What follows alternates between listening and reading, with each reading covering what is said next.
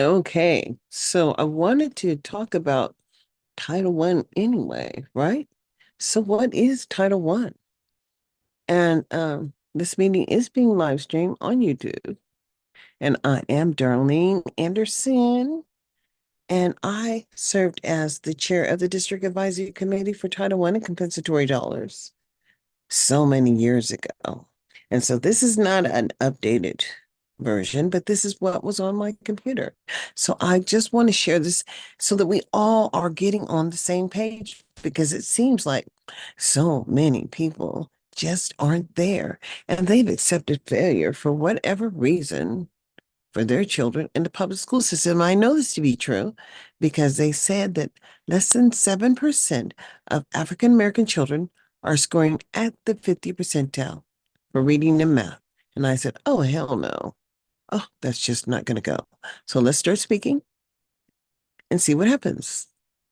Teaching and Learning Testing and Accountability Finance and Grants Data and Statistics Specialized Programs Learning Support Home Specialized Programs Title I Improving Academic Achievement Title I Part A Title I Part A School-Wide Program A Comprehensive Program to Improve Outcomes for All Students in a Title I Part A School A school that receives Title I Part A funds shall operate one of two programs, School-Wide Program SWP, or Targeted Assistance School, TAS program. The purpose of an SWP is to improve academic achievement throughout a school so that all students, particularly the lowest achieving students, demonstrate proficiency related to the challenging state academic standards. Title 34, Code of Federal Regulations CFR Part 200, Section 200.25.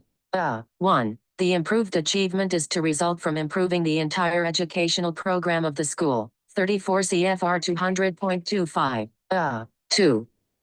Participating students and services. Eligibility. Process for schools receiving Title I funds for the first time. Comprehensive Needs Assessment. SWP Plan Development. SWP Plan Evaluation. SWP Consolidation of Funds. Use of funds in an SWP. SWP Waiver Criteria and Process. Notification of authorization of SWP data collection form. Resources. Participating students and services. A school operating an SWP is not required to identify particular children as eligible to participate in an SWP, or individual services as supplementary. Note: eligible schools are not required to operate an SWP and may choose to remain as a TAS. For more information about the TAS program, including reporting education services and student program records requirements, please visit the Title I, Part A TAS webpage. Eligibility according to the Elementary and Secondary Education Act as reauthorized by the Every Student Succeeds Act, ESSA, Section 1114, 1A, and 34 CFR 200.25, B, 1. A school may operate an SWP if the school receives Title I, Part A funds, and for the initial year of the SWP, the school serves a school attendance area in which not less than 40% of the students are from low-income families, or not less than 40% of the students enrolled in the school are from low-income families. A school that does not meet the poverty percentage and serves an eligible school attendance area in which less than 40% of the children are from low-income families, or a school for which less than 40% of the children enrolled in the school are from such families, may operate an SWP if the school receives a waiver from the state educational agency. C. To do so, after taking into account how an SWP will best serve the needs of the students in the school served under Title I and improving academic achievement and other factors. 34 CFR 200.25, B, 1, 3, ESSA Section 1114, 1. B. Additional information regarding the SWP waiver appears below under the subheading below, titled, SWP Waiver Criteria and Process. Process for schools receiving Title I funds for the first time until a school is able to complete all of the requirements to become an SWP. A school receiving Title I, Part A funding for the first time is required to operate a TAS program. During the first year of operation, the school will convene a school site council, SSC, consistent with California Education Code, EC Section 65,000 or 65,001, to assist in conducting the comprehensive needs assessment. provide recommendations related to the school's Title I program, and participate in the development and approval of the school's SWP plan, also known as the School Plan for Student Achievement, or SPSA. The comprehensive needs assessment must include verifiable state data, consistent with all state priorities as noted in EC Sections 52,060 and 52,066, and be informed by all indicators described in ESA Section 1111, c. 4b. Once the school and its SSC have developed the SPSA, the local educational agencies, LEAs, local governing board is required to review and approve the plan prior to the school becoming an SWP. The SPSA is a one-year plan that is intended to be developed by the school's SSC and approved by the LEA's local governing board or body before, or during the school year for which the plan is being implemented. The California Department of Education CDE does not mandate the use of the SPSA template or any other school-level planning template. As a convenience, the CDE has developed the SPSA template that, if completed consistent with the provided instructions and implemented with fidelity, meets all federal school planning requirements. As applicable, if an LEA elects to use its own SPSA template, then the LEA must ensure that its template process addresses all SWP plan requirements. Additional information regarding the SPSA is available on the CDE website. 2023-24 Local Control Funding Formula, LCFF, and Title I, Part A, Local Control and Accountability Plan, LCAP. For more information on the SPSA template and instructions, please visit the CDE LCAP Resources webpage. Comprehensive Needs Assessment. An eligible school, choosing to operate a SWP, must conduct a comprehensive needs assessment of the entire school that takes into account information on the academic achievement of all students in the school relative to the challenging state academic standards, 34 CFR 200.1, and any other factors as determined by the LEA to help the school understand the subjects and skills for which teaching and learning need to be improved, and identify the specific academic needs of students who are failing, or are at risk of failing, to meet the challenging state academic standards. ESA Section 1114, B. 6, 34 CFR 200.26. 1. The comprehensive needs assessment is based on academic achievement information about all students in the school, including all groups and migratory children, particularly the needs of those students who are failing, or are at risk of failing, to meet the challenging state academic standards and any other factors as determined by the LEA, and particularly for those students furthest away from demonstrating proficiency, so that all students demonstrate at least proficiency on the state's academic standards. ESA Section 1114, B. 6, 34 CFR 200.26. SWP Plan Development. An eligible school, choosing to operate a SWP, shall develop a comprehensive plan, 34 CFR 200.26, B, that is, developed during a one-year period, unless the LEA determines, in consultation with the school, that less time is needed to develop and implement the SWP. ESA Section 1114, B. 1. Developed with the involvement of parents and other members of the community to be served and individuals who will carry out such plan. ESA Section 1114, B. 2. 34 CFR 200.26. 2. To remain in effect for the duration of the school's participation in a SWP and will be monitored and revised as necessary. ESA Section 1114, B. 3. Regularly monitored and revised as necessary based on student needs, and all students have been provided with opportunities to meet the challenging state academic standards. ESA Section 1114, B. 3. Available to the LEA, parents, and the public, and the information contained in such plan shall be in an understandable and uniform format and, to the extent practicable, provided in a language that the parents can understand. ESA Section 1114, B. 4. And if appropriate and applicable, developed and coordinated and integration with other federal, state, and local services, resources, and programs. ESA Section 1114, B. 5. The SWP plan shall include descriptions of strategies that the school will be implementing to address school needs. ESA Section 1114, B. 7. A. Including a description of how such strategies will provide opportunities for all children, including each of the subgroups of students to meet the challenging state academic standards. ESSA Section 1114, B, 7, A, I. Strengthen the academic program in the school, increase the amount and quality of learning time, and help provide an enriched and accelerated curriculum, which may include programs, activities, and courses necessary to provide a well-rounded education. ESSA Section 1114, B, 7, A, 2, and address the needs of all children in the school, but particularly the needs of those at risk of not meeting the challenging state academic standards. ESSA Section 1114, B, 7, A, 3. All activities, strategies, and interventions included in the SWP shall be evidence-based. Evidence-based means the proposed project component is supported by one or more of strong evidence, moderate evidence, promising evidence, or evidence that demonstrates a rationale. 34 CFR 77.1, c. If programs are consolidated, the SWP plan shall include descriptions of the specific LEA programs and other federal programs that will be consolidated in the SWP. ESSA Section 1114, B, 7, B. The SWP school must document how it conducted the comprehensive needs assessment, the results it obtained, and the conclusions it drew from those results. 34 CFR Section 200.26, 3. Further, and LEA shall ensure that each SWP plan shall be consolidated into a single plan, known as the SPSA, EC Section 64001,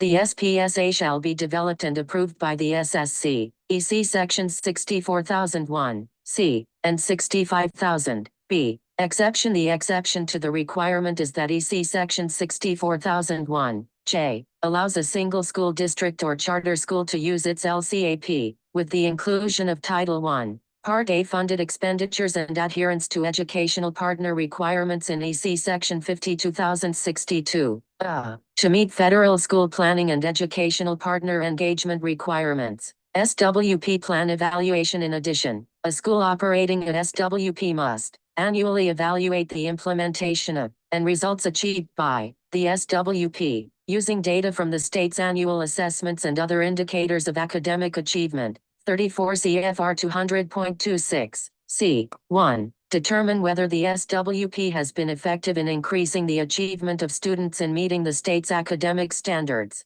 particularly for those students who had been furthest from achieving the standards. 34 CFR 200.26, c. 2. And revise the plan, as necessary, based on the results of the evaluation, to ensure continuous improvement of students in the SWP. 34 CFR 200.26, c. 3. SWP consolidation of funds. The SWP may consolidate funds from federal, state, and local sources to implement the school's comprehensive plan to upgrade its entire educational program. ESSA Sections 1114, 1, and 1114, 3, A, B, 34 CFR 200.25, E, and 200.29, a SWP school that consolidates and uses funds from any other federal program is not required to meet the statutory or regulatory requirements of that program applicable at the school level, but must meet the intent and purposes of that program to ensure that the needs of the intended beneficiaries, e.g., students, teachers, and parents of any other federal programs, 34 CFR 200.29, b. 1, must meet the requirements of those programs relating to health, safety, civil rights, student and parental participation and involvement, services to private school children, maintenance of effort, comparability of services, use of federal funds to supplement, not supplant non-federal funds, and distribution of funds to seize or lease. 34 CFR 200.29, b. 2, is not required to maintain separate fiscal accounting records, by program, that identify the specific activities supported by those particular funds, but must maintain records that demonstrate that the SWP, as a whole, addresses the intent and purposes of each of the federal programs whose funds were consolidated to support the SWP. ESSA Section 1114, 3, c. 34 CFR 200.29, d. If a school consolidates and uses funds from migrant education, Indian education, and special education in its SWP, The school must meet specific requirements of such programs. 34 CFR 200.29. C. Use of funds in a SWP. A school operating a SWP is not required to identify particular children as eligible to participate. 34 CFR 200.25. C. 1. A school participating in a SWP shall use funds to provide services that supplement, and do not supplant, the services students would otherwise receive, in the absence of the federal funds, be made available from non-federal sources for that school, including funds needed to provide services that are required by law for children with disabilities and children with limited English proficiency. ESSA Section 1118, B. 1. 34 CFR 200.25, D.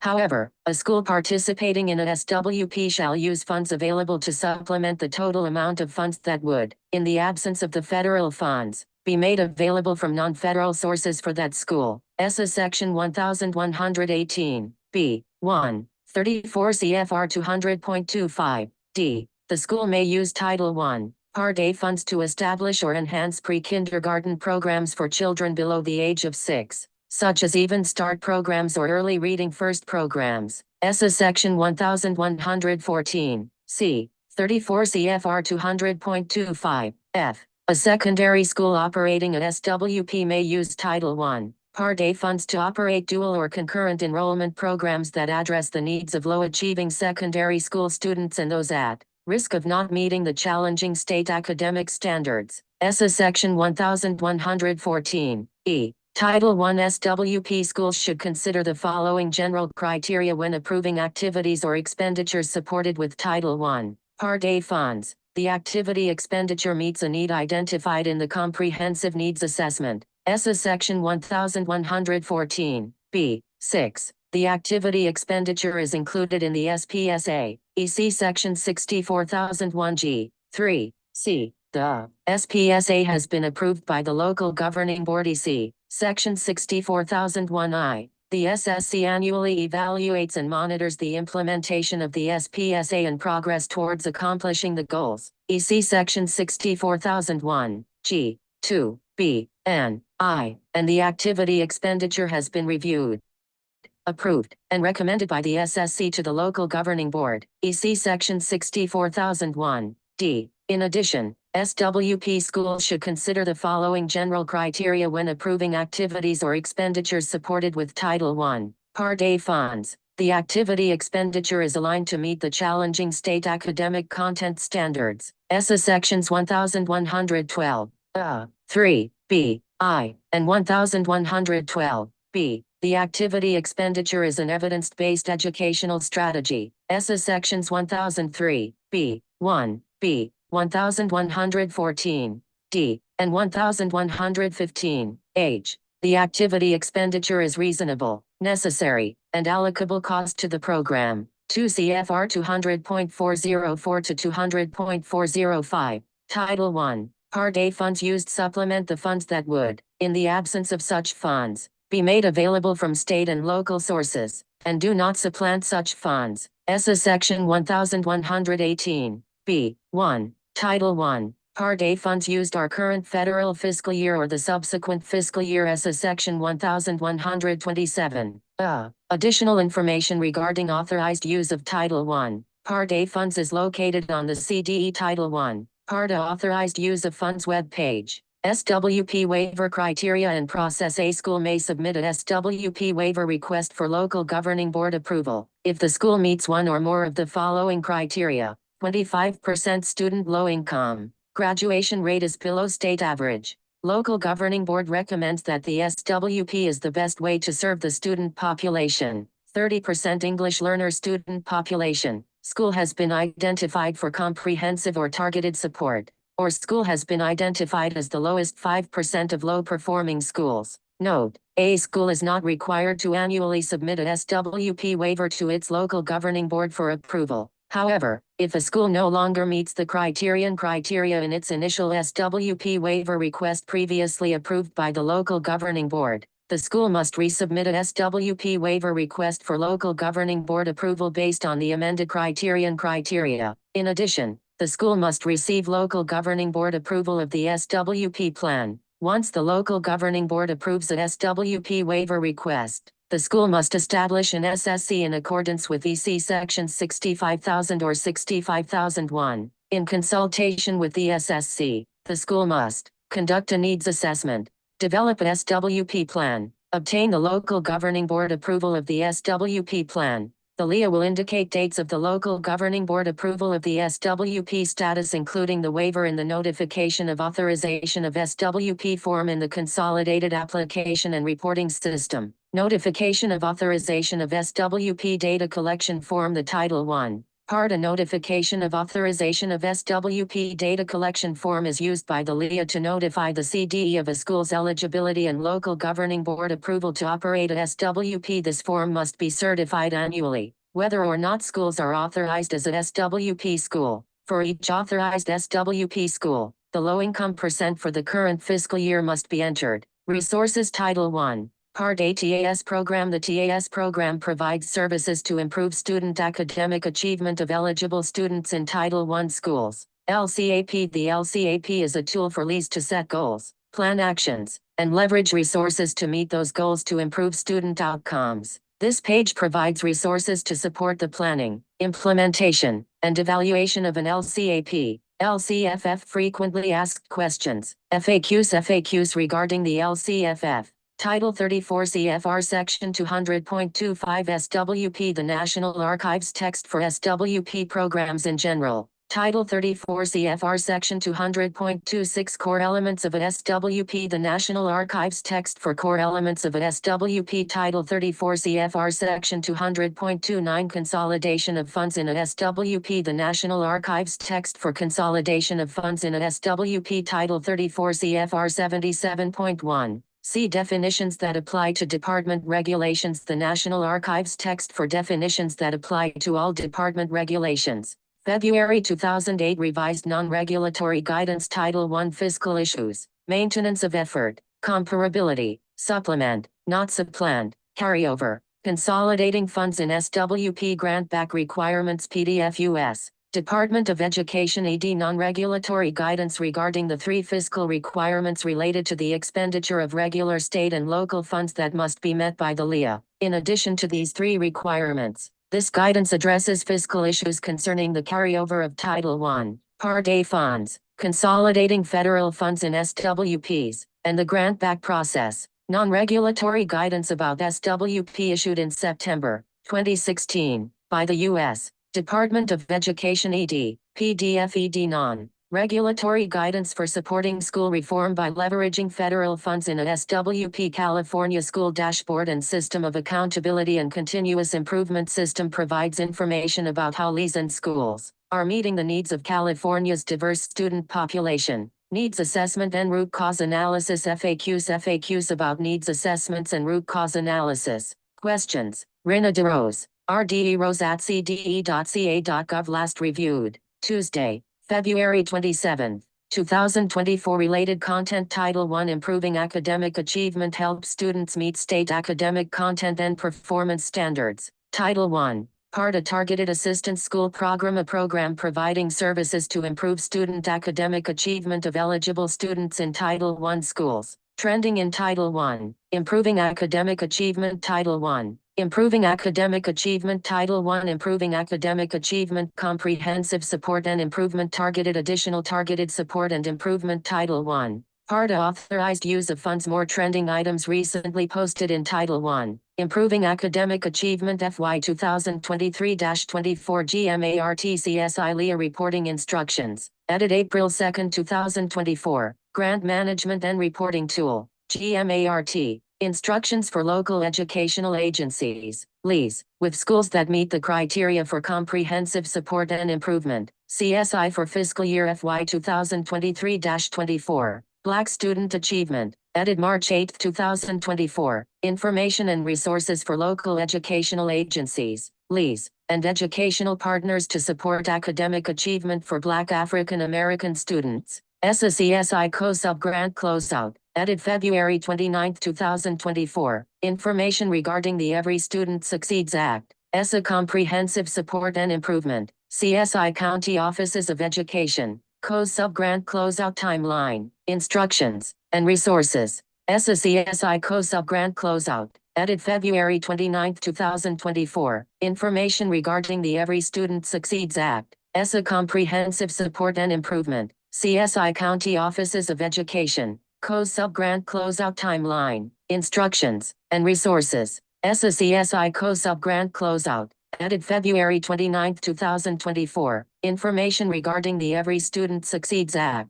ESSA Comprehensive Support and Improvement. CSI County Offices of Education. Co-Sub-Grant Closeout Timeline. Instructions and resources. More recently posted items. Footer navigation menu about CDE location, CDE mission, CDE organization. Contact us. Equal opportunity jobs at CDE newsroom. Stay connected with CDE Superintendent's Initiative. State Board of Education. Meeting agendas, meeting minutes and schedule. Members, popular content. California School Dashboard. Common Core State Standards. Complaint procedures. Content standards. Curriculum resources. Education funding. English language development standards. Financial allocations and apportionments. High school equivalency tests. High school graduation requirements. Kindergarten in California. Social and emotional learning standards and frameworks. Popular program areas. Accountability. School performance. Career technical education. Charter schools. Child nutrition. Child development. Disaster and emergency management. Expanded learning principle. Apportionment. Safe schools. School facilities. Special education. Standardized testing. Title I. Title III. Resources. California School Directory. Education calendars. Education FAQs. Language access. Complaint laws and regulations. Multilingual documents. Publications. School and district reports. More resources. Site information. A to Z index. Site map. Web policy. Accessibility certification. Copyright California Department of Education. That was interesting. And it was more than interesting. I'm going to stop this share because I want to share something else. Share something else. Where were we? Let's see. I just want to share this window, I believe. I'll share that window. We'll get there. Then I'm going to go here for a second. You guys might lose me, but I'm not going anywhere. I'm going to go to Google.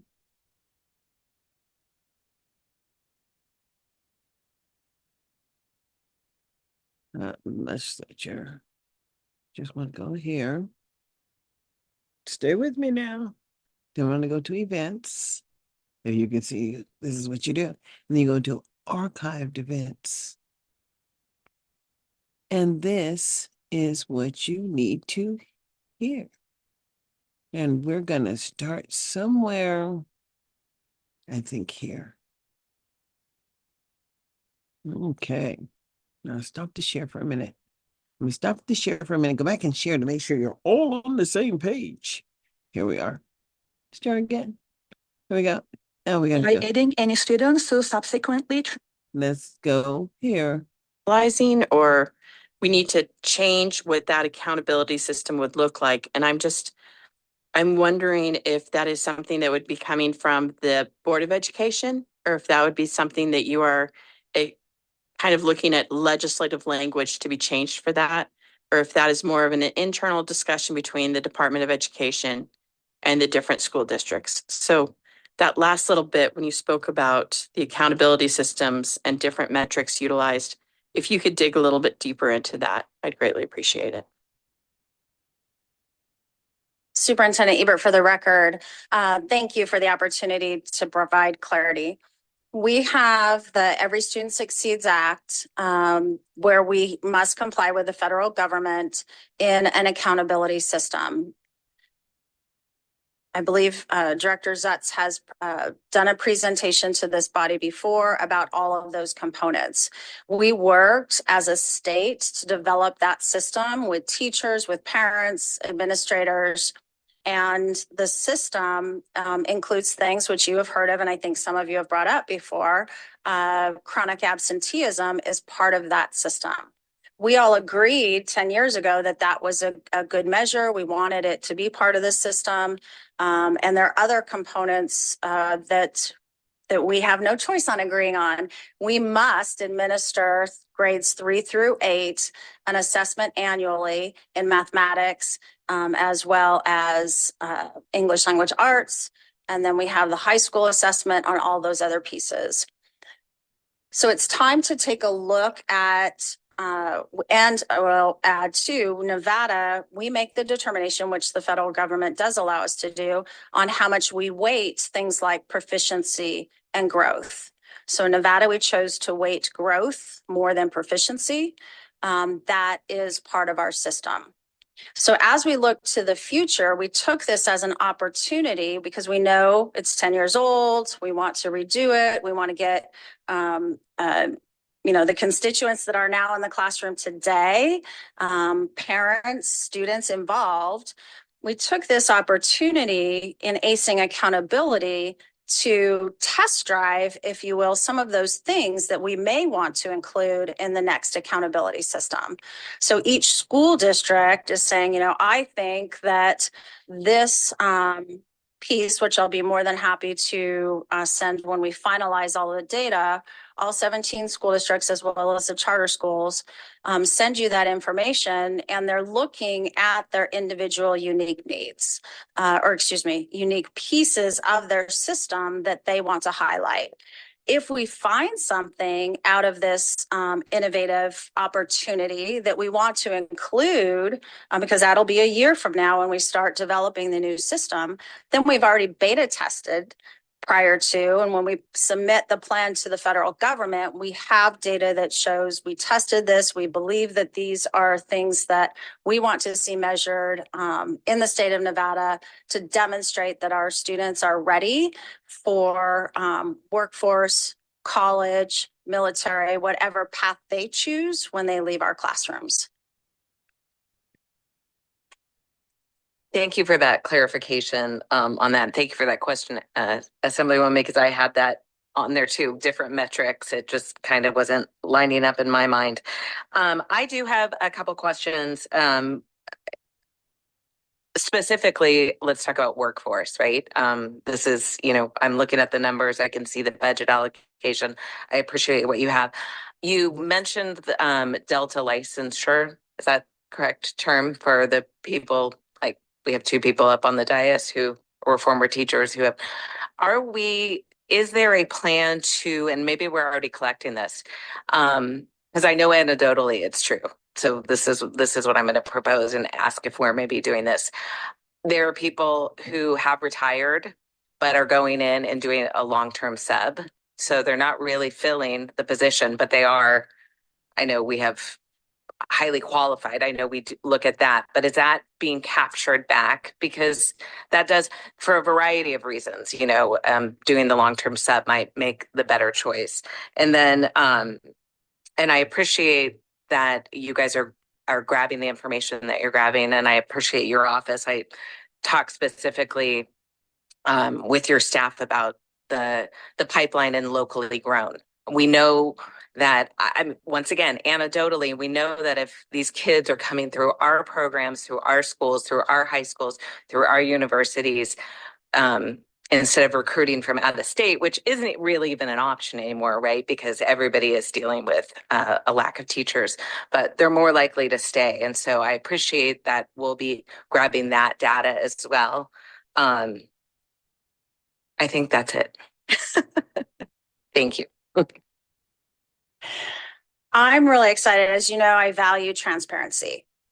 That we have, whether it's good data, bad data, that we have data to make decisions. So we have the Opal system, which has all of our teacher license. We also have the Infinite Campus system, which has all of the educators in the classroom. What we've been working on for the last year and a half is to make sure those two systems can talk to each other. It's been through brute force in some instances, but making sure that the data syncs, because what is hard in our state to tell using your friend or person that is highly qualified, but they're a long-term sub as opposed to being in the classroom as a full-time teacher, is that with the educator shortage, we cannot tell if the school is making a determination to take the students, let's say second grade, they're missing a second grade teacher. So they take the students and then spread them across the second grade teachers that are there. So they know that they have someone that's highly qualified that they've worked with, or are they pulling in a long-term substitute and the class size is lower than in that example. We do not, as a state today, have access to that information. We are working to have that before school starts. So we're in the final stages of working with the school districts to validate the information that we have and clean the data up. But I would love to be able to report to you and the entire public, right? This is how many substitutes are in, I don't want to pick on any school here, but in school XYZ. And these are how many vacancies, and these are the class sizes in school ABC, so that we have a clear picture of what is transpiring in every single school across our state. Thank you. Okay. All right. With that, I think you can sit back and relax. And we will move on to agenda item 5, presentation on trends and comparisons between graduation and achievement rates of Nevada pupils pursuant to Senate Bill 72. So we will have Peter Zuzu and Dr. Guinness Kaplan with NDE. And I believe you guys are going to be in Carson City with a PowerPoint. Looks like you guys are just begin when you are ready.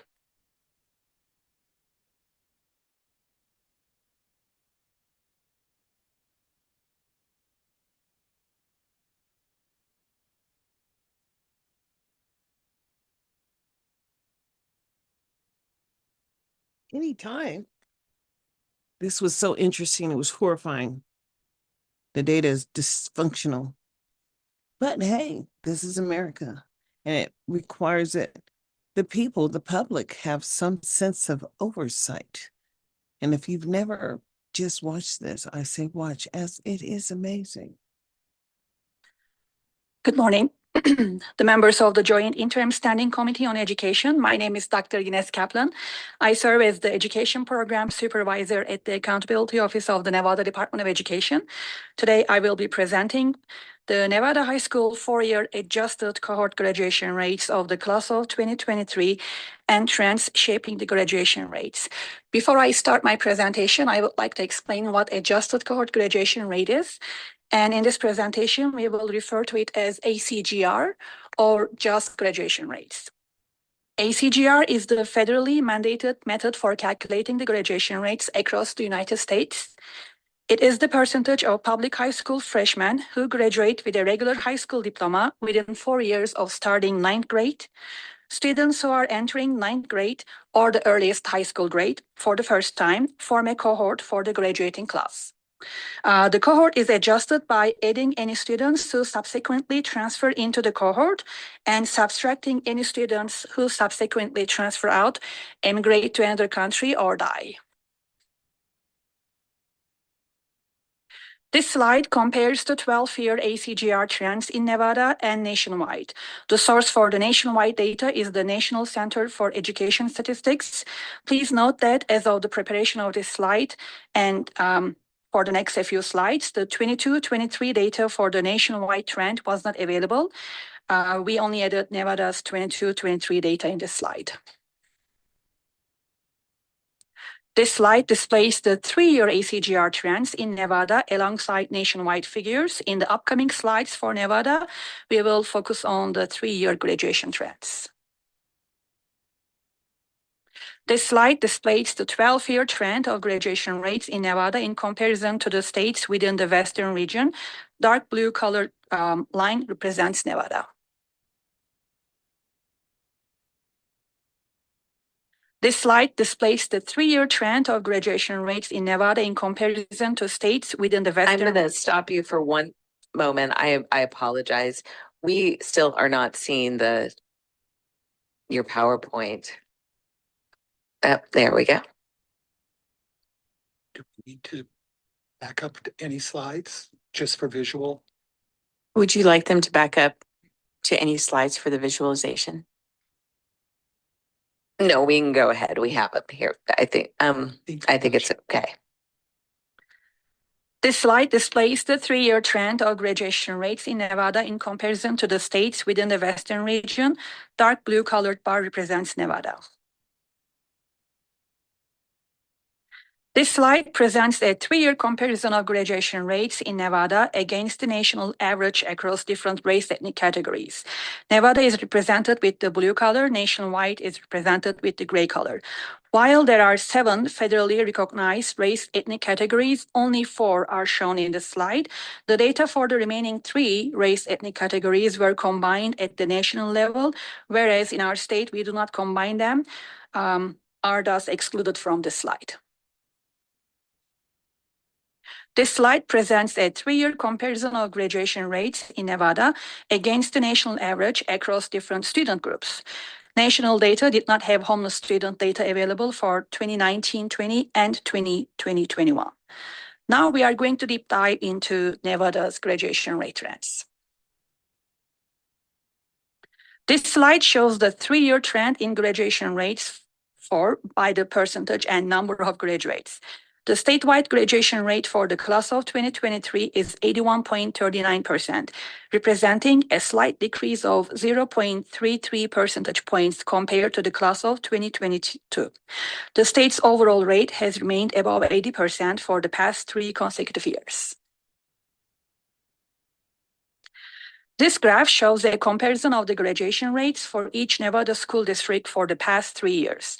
For your reference, the statewide rates are shown on the leftmost columns of the chart. The blue horizontal dashed line is the statewide graduation rate for the class of 2023, and it's provided as a reference line. On the horizontal axis, we have the school districts. Each entity has 3 columns representing the last 3 years' graduation rates.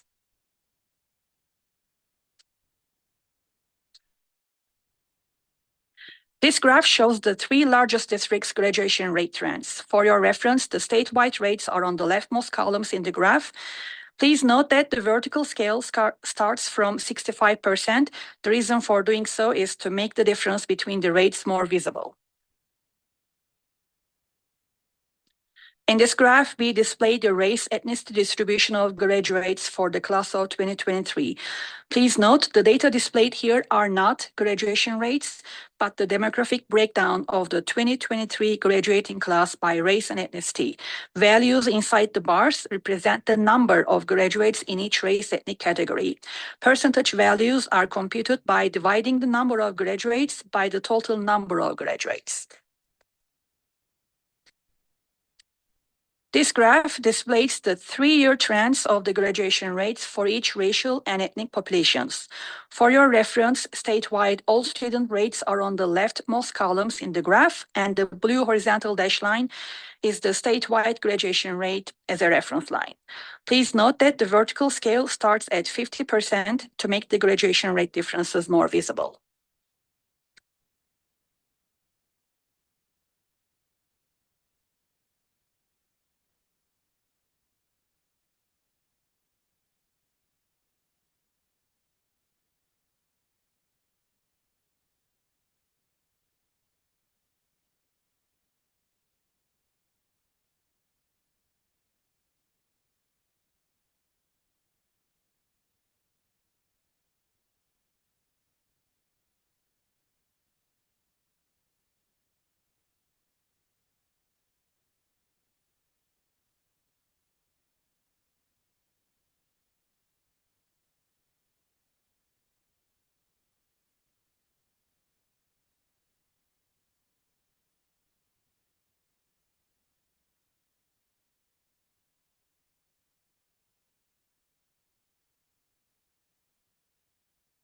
What happened?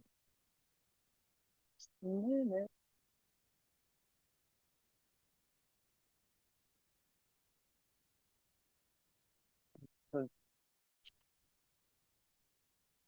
This slide serves as a reference to the graduation requirements Back a little bit. document, which is also Back right there.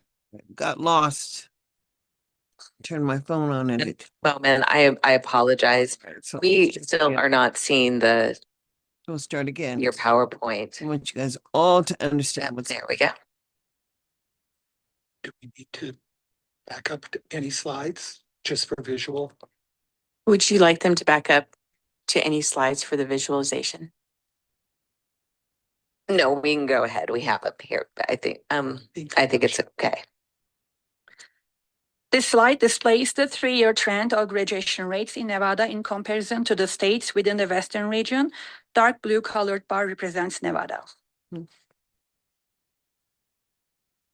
This slide presents a 3-year comparison of graduation rates in Nevada against the national average across different race ethnic categories. Nevada is represented with the blue color, nationwide is represented with the gray color. While there are 7 federally recognized race ethnic categories, only 4 are shown in the slide. The data for the remaining 3 race ethnic categories were combined at the national level, whereas in our state we do not combine them, are thus excluded from the slide. This slide presents a 3-year comparison of graduation rates in Nevada against the national average across different student groups. National data did not have homeless student data available for 2019-20 and 2020-21. Now we are going to deep dive into Nevada's graduation rate trends. This slide shows the 3-year trend in graduation rates by the percentage and number of graduates.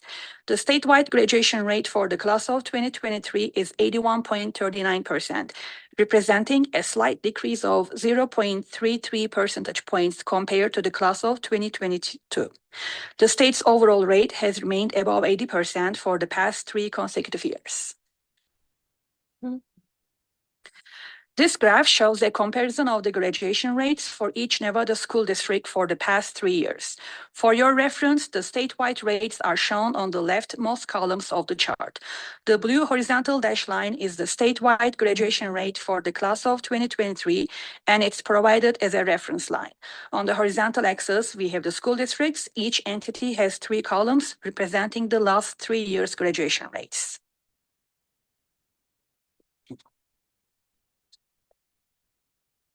This graph shows the 3 largest districts' graduation rate trends. For your reference, the statewide rates are on the leftmost columns in the graph.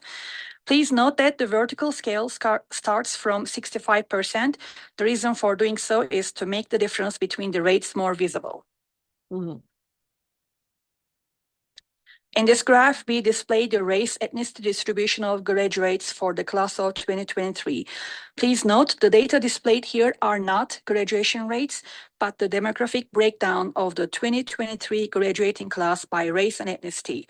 Values inside the bars represent the number of graduates in each race ethnic category. Percentage values are computed by dividing the number of graduates by the total number of graduates. This graph displays the 3-year trends of the graduation rates for each racial and ethnic populations. For your reference, statewide, all student rates are on the leftmost columns in the graph, and the blue horizontal dashed line is the statewide graduation rate as a reference line. Please note that the vertical scale starts at 50% to make the graduation rate differences more visible. This graph displays the distribution of graduates in each student group for the class of 2023. Values inside the bars represent the number of graduates in each student group. Percentage values are computed by dividing the number of graduates by the total Only number of 158 foster students graduated. Wow. This chart displays graduation rates for each Statewide. of our student groups. For your reference, statewide, all student graduation rates are on the leftmost columns, and the blue horizontal line is the statewide graduation rate as a reference. Career and technical education students maintain one of the highest graduation rates of all student groups at 95.84%. Military connected students are a new collection for ACGR, so there is only data available from the class of 2023 for this student group. Next, we're going to look at the diploma types. This slide serves as a reference to the graduation requirements document, which is also accessible on the NDE website.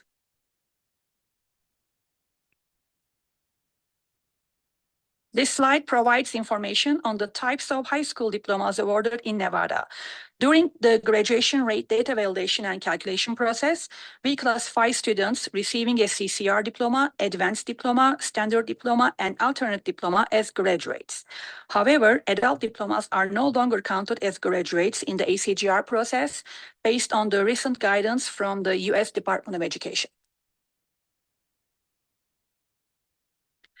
This table shows the counts and percentages of diploma types awarded in the class of 2023. Students who receive one of the 4 diploma types are considered as graduates. Please note the footnote under the slide about the adult diploma. The highest rates are standard diplomas at 58%, followed by CCR diplomas at 26.3% and advanced diplomas at 15.4%. In the class of 2023, 31,212 students earned a diploma. This is the 6th year in a row Nevada awarded more than 30,000 diplomas in a year. This table shows the type of the diplomas earned broken down by race and ethnicity. You should read the data vertically from top to bottom and note that each column totals to 100%.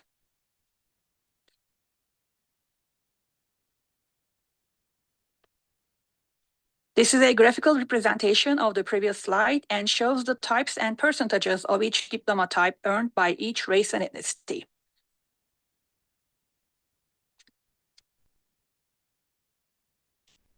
This table shows the type of diplomas earned broken down by student groups. Vertically or horizontally, the columns do not total up to 100% because a student can belong to more than one group.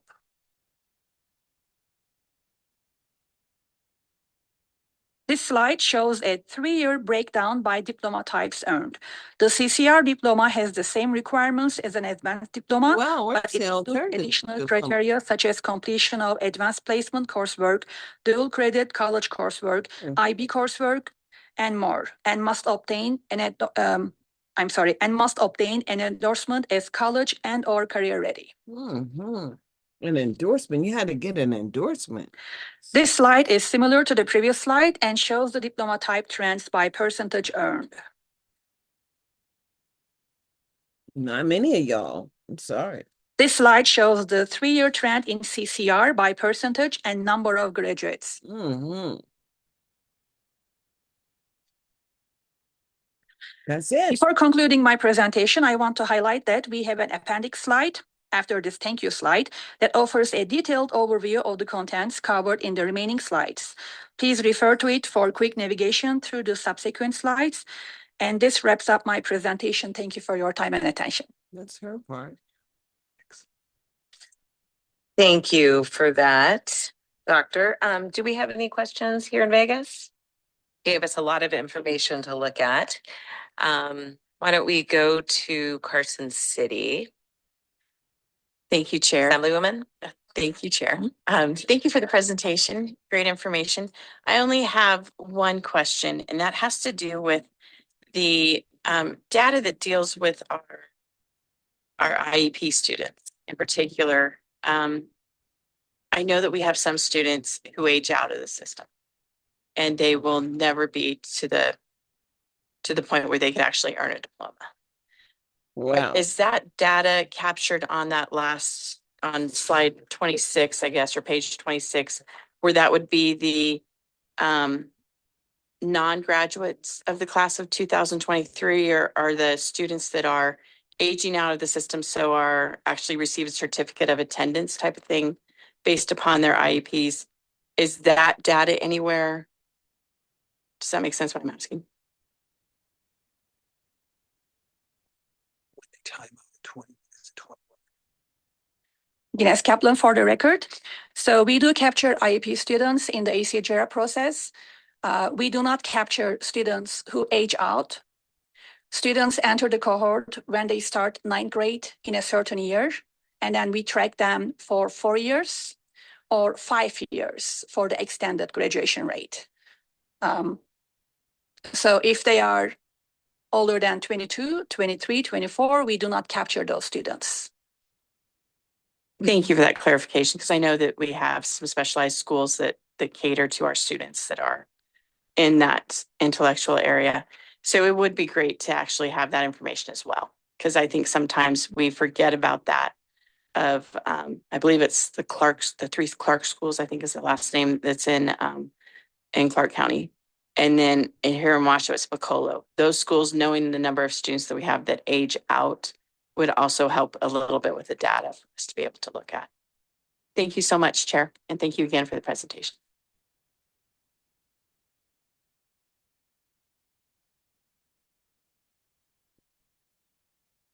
Thank you. And I think we are going to hear from someone else in Carson City with another presentation. Is that correct? That is correct. Great. So begin when you're ready.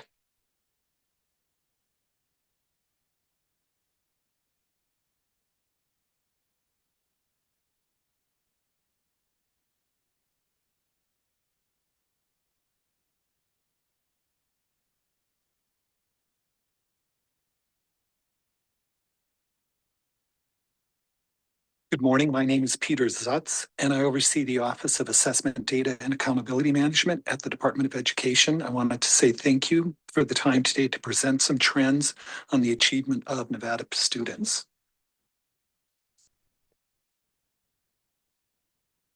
Today's presentation will provide achievement information for the assessments listed here on this slide.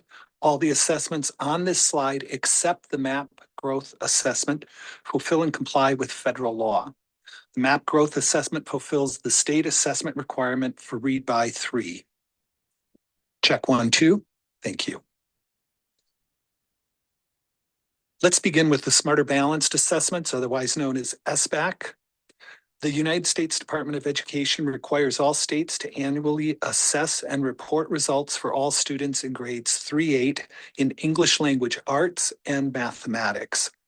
The Smarter Balance assessments were adopted as per NRS 390.105 and fulfill NRS 390.125. This slide presents a 7-year trend for the Smarter Balanced English Language Arts assessment. Note that in school year 2019-2020, assessments were waived due to the COVID pandemic. This slide and the next 2 slides provide a 2-year comparison of the Smarter Balanced English Language Arts results. Note that the 2 leftmost bars are the state's proficiency rate, and the numbers in red below the 0 line represent the change in proficiency from school year 21-22 to 22-23. This slide provides a 2-year comparison of the Smarter Balanced English Language Arts results by the student groups students with disabilities, English learners, and economically disadvantaged students. And lastly, for the Smarter Balanced English Language Arts in grades 3-8, this slide provides a 2-year comparison of the Smarter Balanced English Language Arts results by grade. Moving on to Smarter Balanced Mathematics, this slide presents the 7-year trend for the Smarter Balanced Mathematics assessment. Again, please note that in school year 2019-2020, assessments were waived due to the COVID pandemic. This slide and the next 2 slides provide a 2-year comparison of the Smarter Balanced Mathematics results. This slide presents achievement by race and ethnicity. Note that the 2 leftmost bars are the state's proficiency rate, and the numbers in green above the 0 line represent the change in proficiency from school year 2021-22 to 22-23. Thank you. Apologies for not advancing that.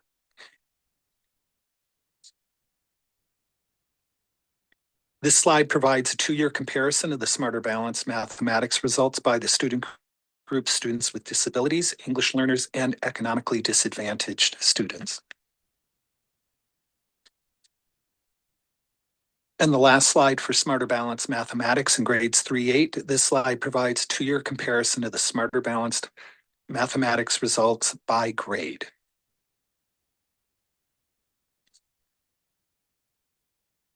ACT. Nevada administers the ACT to comply with the United States Department of Education mandate to assess and report results for all students in high school in English language arts and mathematics. Nevada fulfills the United States Department of Education's requirement for reporting high school science with its proprietary science assessment, and we'll look at those results in just a little bit. The ACT assessments were adopted as per NRS 39600 and NRS 39610.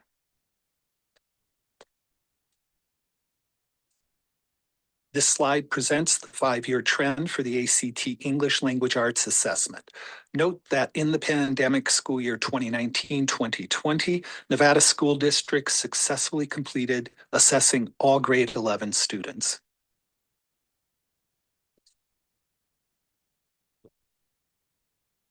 This slide and the next slide provide a 2-year comparison of the ACT English Language Arts.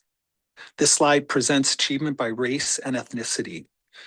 Again, please note that the left two most bars provide the state's proficiency rate, and the numbers in red below the zero line and the numbers in green above the zero line represent the change in proficiency from school year 2021-22 to 2022 to 23.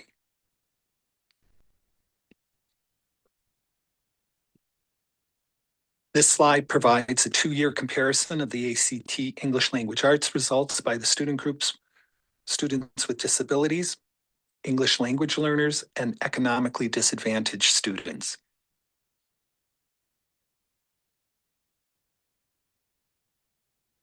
This slide presents the 5-year trend for the ACT mathematics assessment.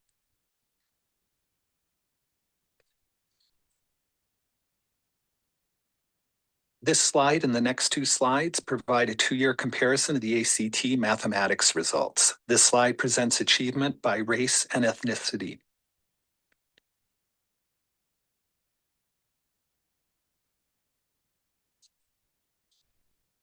This slide provides a 2-year comparison of the ACT mathematics results by the student group students with disabilities, English learners, and economically disadvantaged students.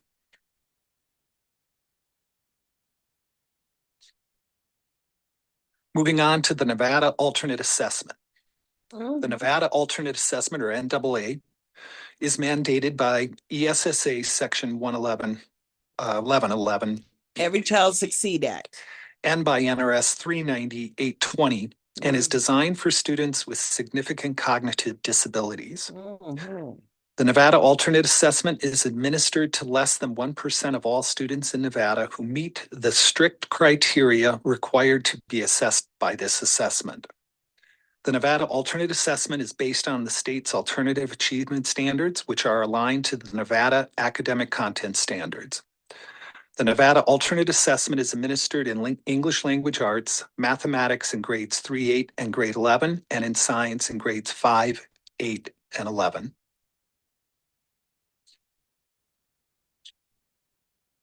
This slide presents a 5-year trend for the Nevada Alternate Assessment English Language Arts. In school year 2019-2020, assessments were waived due to the pandemic. Please note that the symbol less than 5 in school year 21-22 and school year 22-23 indicates data is suppressed in order to protect the privacy of students under FERPA. I don't know how that works, and FERPA works. I don't know how that works. Everybody else does data. Nevada doesn't do data. This slide presents a 5-year trend for the Nevada Alternate Mathematics Assessment.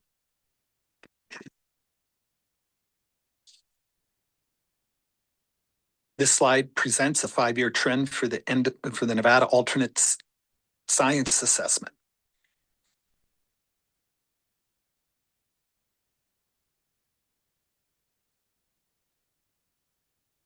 Moving on to science. Moving on. The United States Department of Education requires states to assess and report results for all students in elementary, middle, and high school science. Nevada assesses and reports student results in grades 5, 8, and 10. The Nevada science assessments were adopted as per NRS 39105. Testing what we're doing, just checking. This slide presents a 5-year trend for the grade 5 science assessment.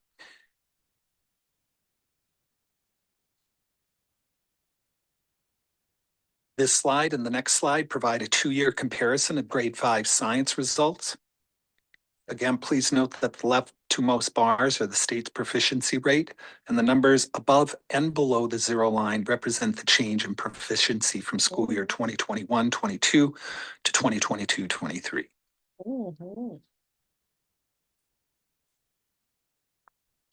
This slide provides a two-year comparison of the grade 5 results by the student group, students with disabilities and economically disadvantaged students. English learners were too few in number to report while You see protecting that? their identity. Out of the fifth largest school district, they tested 20%. Less than 25% were Moving tested. on, this slide presents a 5-year trend for the grade 8 science. Bullshit. Who's working? I don't know. Nobody, as far as I'm concerned. This slide and the next slide provide a two-year comparison of grade 8 science results for races and ethnicities reported in Nevada. Look at the African American students down here. 16.8%. Oh, look This at slide provides a students two-year with comparison disabilities. of grade 8 science results by the students group. This is like disgusting. We're paying a whole lot. How can you have all this money and English learners were coming to Clark County and then look at this disgusting what? It's like people are just punishing children, just collecting their willingness not to participate. It's a 5-year trend for grade 9 science students. This slide and the next slide provide a two-year comparison of grade 9 science results. This slide provides two-year comparison of races and ethnicities. 9%. 9. And look, out of what? This slide provides two-year comparison of the high school science results by student groups, students with disabilities, and economically disadvantaged students. Again, English learners were too few in number to report while protecting their identity. I'm seeing some reactions here. I just want to understand this the part. Ability to cross-reference. I'm gonna stop right there too, because I want to understand this FERPA, because FERPA nobody talked about FERPA in California, and FERPA, let's find out what it is.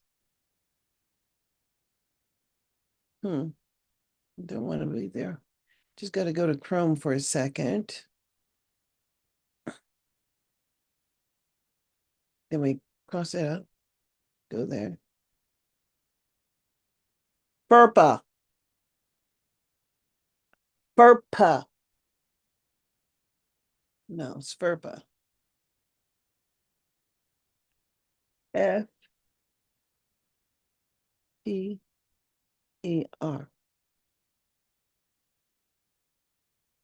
I don't know how to even spell it.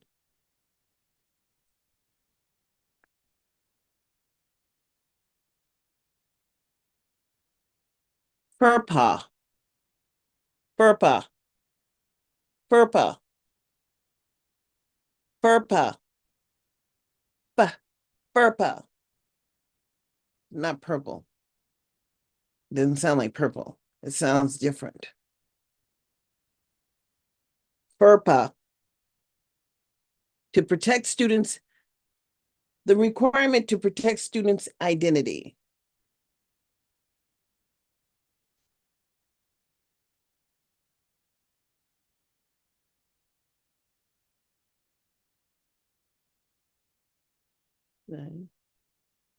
There it is. There it is right there. I found it.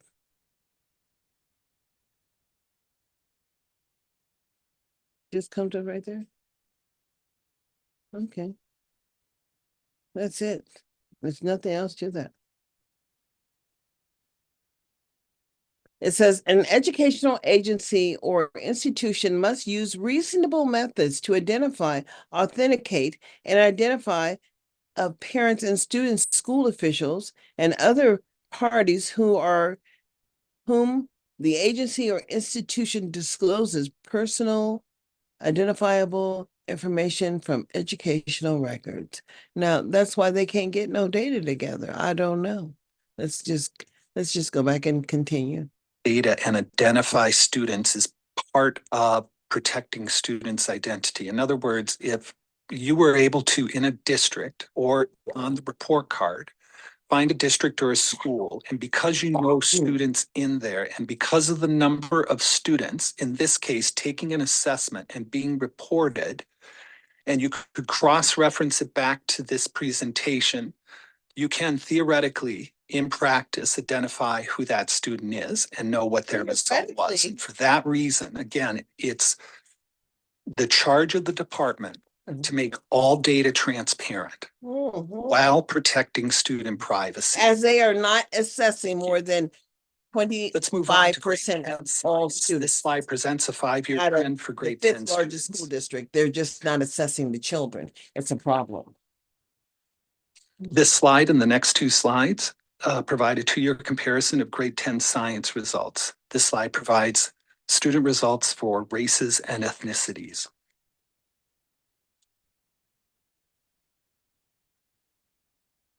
This slide provides a 2-year comparison of grade 9 science results by the student group, students with disabilities, and economically disadvantaged students.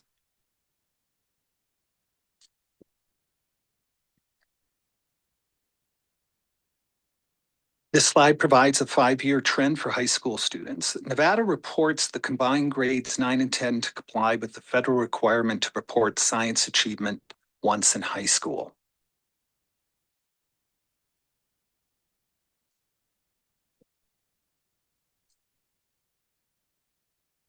This slide and the next slide provide a 2-year comparison of high school science results.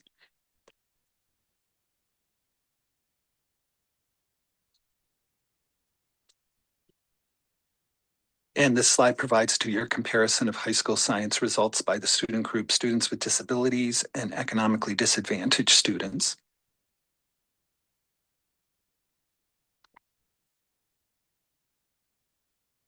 MAP growth. The NWA MAP growth assessment is administered to all grade K through 3 students and was adopted as per NRS 388-157 and NAC 388-660.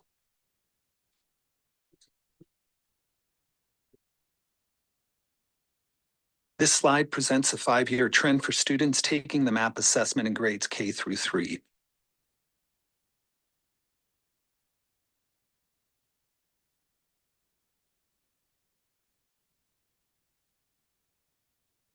This slide and the next slide provide a 2-year comparison of MAP growth results. A reminder that the 2 leftmost bars are the state's rate, and the numbers in red below the 0 line and the numbers in green above the 0 line represent the change in proficiency from school year 2021-22 to 2022-23.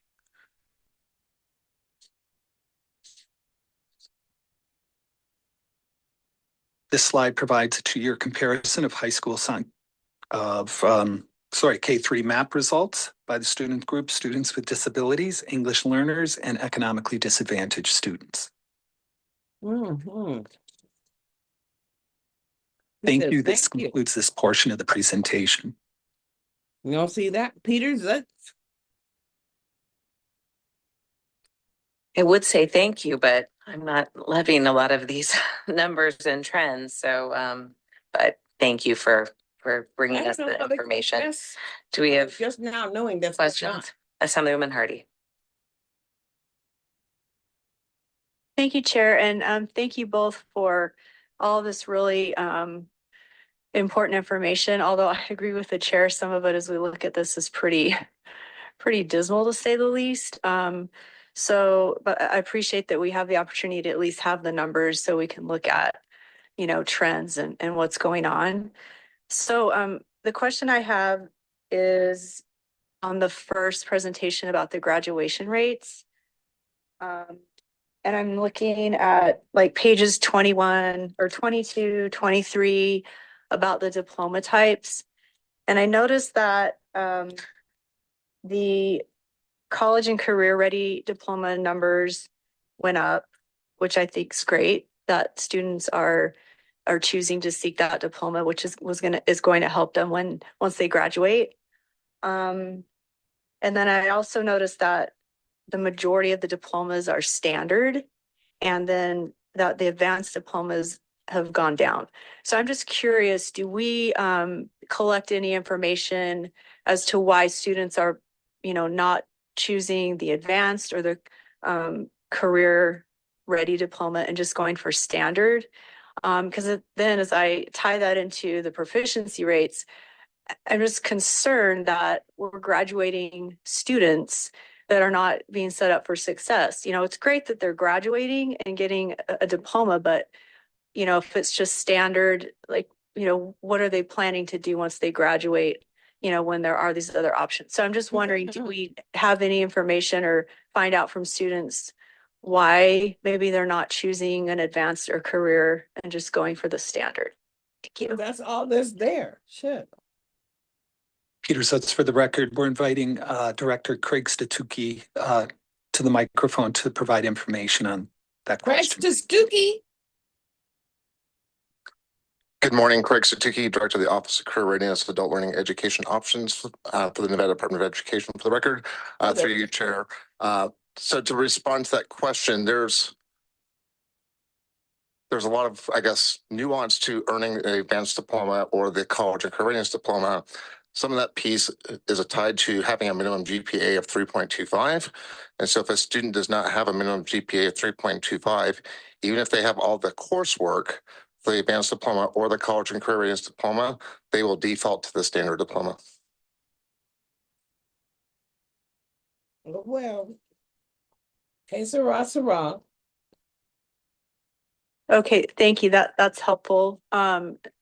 So they're taking the courses and doing the coursework, but they're just because of the GPA, they're not getting the diploma. So then does that ultimately help them once they graduate? Or, I'm just trying to figure out, like I said, how we're graduating kids to send them on to what kind of future, based on the numbers here.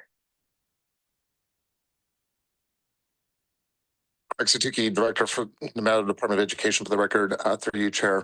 To kind of respond to that question, I think it kind of depends on the scenario slightly, because some of those students may be going to one of the 2-year community colleges within the state, which does not have a minimum GPA entry into that piece. And so those students, their next transition may naturally be into the post-secondary community college system. Additionally, when you start looking at, in terms of career and technical education and the career readiness endorsement portion, you will have students who have been very successful in their current technical education programs, but not as successful in potentially their core academic programs. And those employers are identifying the skills that they're learning in their CTE programs and utilizing that as part of the hiring process, and not necessarily asking for a GPA as part of the application for hiring entry-level positions. Okay, I appreciate the answers, and that gives me a little bit more comfort as far as that goes. Thank you. Thank you. Senator Beck, did you have a question? And I know Assemblywoman Hansen has a question as well, and I'm assuming Assemblywoman Anderson does as well. So we'll stay in Vegas for a moment and then we'll head to Carson City.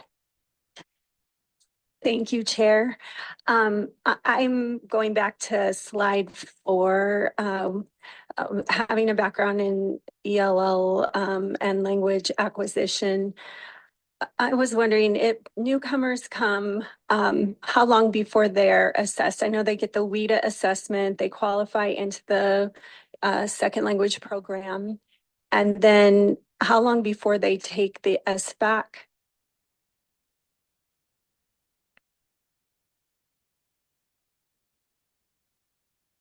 Peter, so it's for the record. I apologize. I was accessing the PowerPoint. Would you be so kind as to repeat the question, please? Thank you. Absolutely. So on slide 4, newcomers who enter our districts and our charter schools, how long before they take the SBAC if they test at, say, a AA in the WIDA assessment?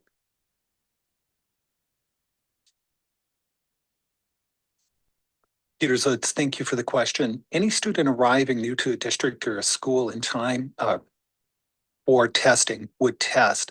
However, there are considerations when reporting those results within the framework, year in school, year in district. We could provide that information in detail to the committee. I'm not sure I understand the component of the WIDA. There are exit mechanisms based on a couple different factors around a student receiving services, EL services.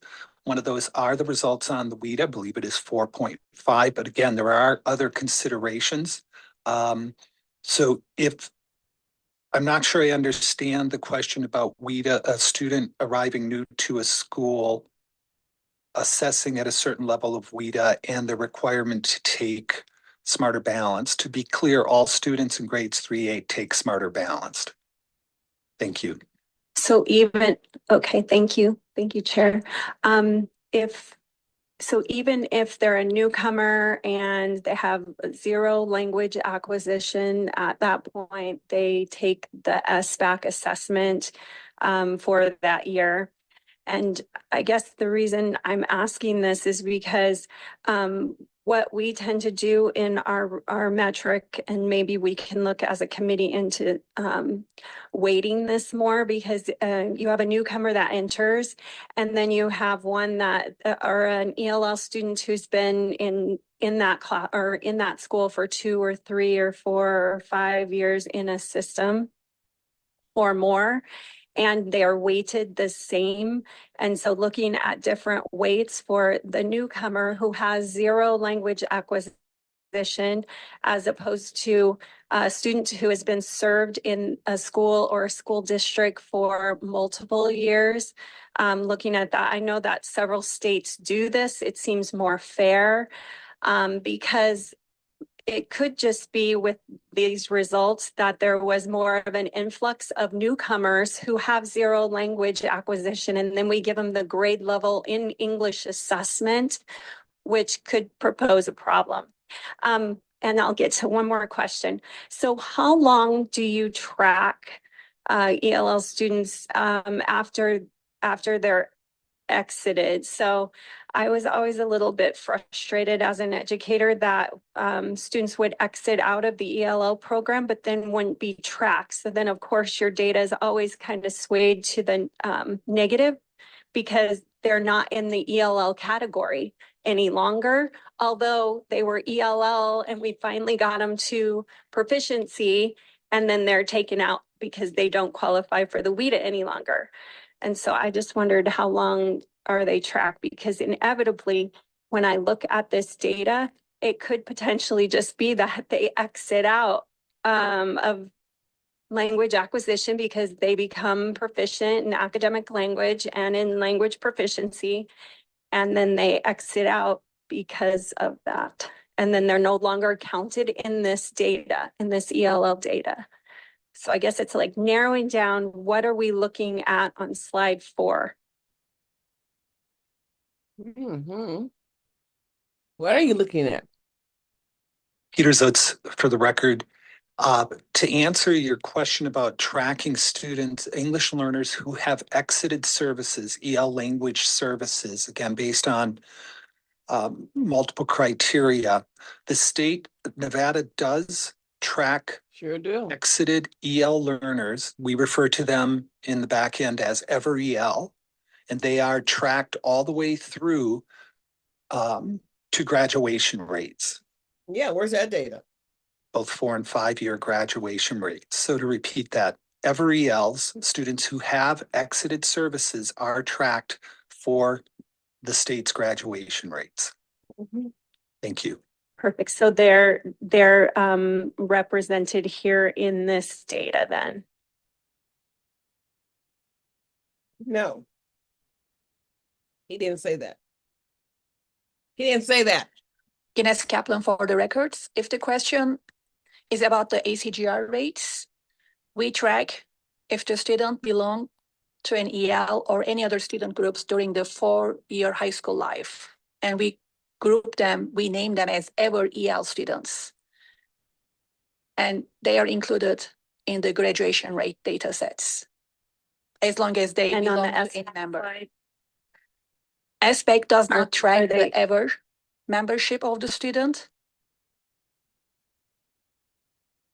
Right. So I guess that's my point, Chair, is that when they exit out, they're no longer represented in this data, even though they really should be, because it's an actual success in the system or the district. So we're getting hit on both sides by the ELA because the data isn't representative of an increase, say, in newcomers, as well as on the back end, is if they're proficient and exit out, then they're no longer tracked. It's okay. Just wanted to note it. We got that on the record. All right. Thank you, Senator. We're going to go to Carson City. Thank you, Chair, and thank you for the presentation. I appreciate your answer when you saw my kind of look of confusion when it came to the science proficiency comparisons. And I'll explain kind of where that comes from, where my confusion is coming from. When I took a look at the ACT, I know that those scores are grade 11. And I have shared with my colleague how difficult it is sometimes to proctor the ACT test because our students don't have buy-in to it. You got to be realistic with that. But then when I compare the number of individuals taking the ACT test that are English language learners, and I look at 9th and 10th grade science proficiency, I'm curious as to those might be the same students. They're still able to take the ACT. So that's where that's where my confusion was coming from. If you wish to expand upon that more, you're more than welcome to. You do not, however, need to, but that's where my kind of look of like, wait, we're able to capture the students when it comes to the ACT test when it's 11th grade, but we're not able to do so when it is science proficiency. Is that in fact, I'll just ask that question. Is a science proficiency test required of all students, or is it only for the secondary students that are actually enrolled in the science class? Peter Zitz for the record. Thank you for that question. I apologize if anything wasn't made clear during the presentation. So to be clear, the U.S. Department of Education requires all states to assess all students in high school once in high school on English language arts, mathematics, and science. Nevada has, through state processes, as we refer to NRS and NEC, selected the ACT as our high school assessment.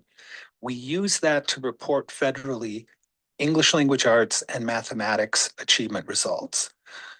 Over the course of the years, beginning in 2016, the Department of Education, in very significant collaboration with our stakeholders, developed a proprietary science assessment. That is what is used to fulfill the requirement for grades 5, 8, and high school. All students in high school, per, again, USED, are required to be assessed once in English language arts, mathematics, and science. I hope that answers the question. Thank you. Thank you for that clarification, and thank you, Chair. Assemblywoman Hanson. Maintenance of effort. Thank you, Chair. Thank you for being here. A lot of information. Appreciate your diligence with it. A few things. So my colleague had brought up the Career and College Ready diploma, and I looked at that slide 8. A few things. So my colleague had brought up the Career and College Ready diploma, and I looked at that slide 18. So currently 26.3% of students were accessing that. And if my memory is right, I'm excited that AB 241 had passed in the last session. Credit to our colleague, Assemblywoman Mosca, was glad to co-sponsor that. Now the Career and College Ready diploma is going to be the default diploma instead of an opt-in. And correct me if I'm wrong in understanding the legislation, students coming into high school will be on that track, which it has an added requirement of a little higher threshold of reading, mathematics, science, that sort of thing, to prepare them indeed for the ACT at some point. And then there is an opt-out after the freshman year if that student is struggling, in consultation with the high school counselor, administration, and their parent. You're just struggling. Our parents to be able to maybe get away if that's a little too much for them to stay on. So I hope I've got that right. I see that as a really good way to align, as we talked about in the other presentation, aligning our standards and our curriculum to an outcome. And that outcome, maybe we don't all like it necessarily, but an ACT for assessment at some point for these high schoolers. So I'll stop with that and see if I maybe misspoke, or did I understand legislation that I was involved with correctly? Peter Zutz, thank you for the question. We're going to divide the answer up between us. let's do it. Thank you. I'll start with the requirement for all students. So I did mention in the previous answer that the United States Department of Education requires all states to assess all students once in high school in the 3 content areas we've mentioned and looked at today.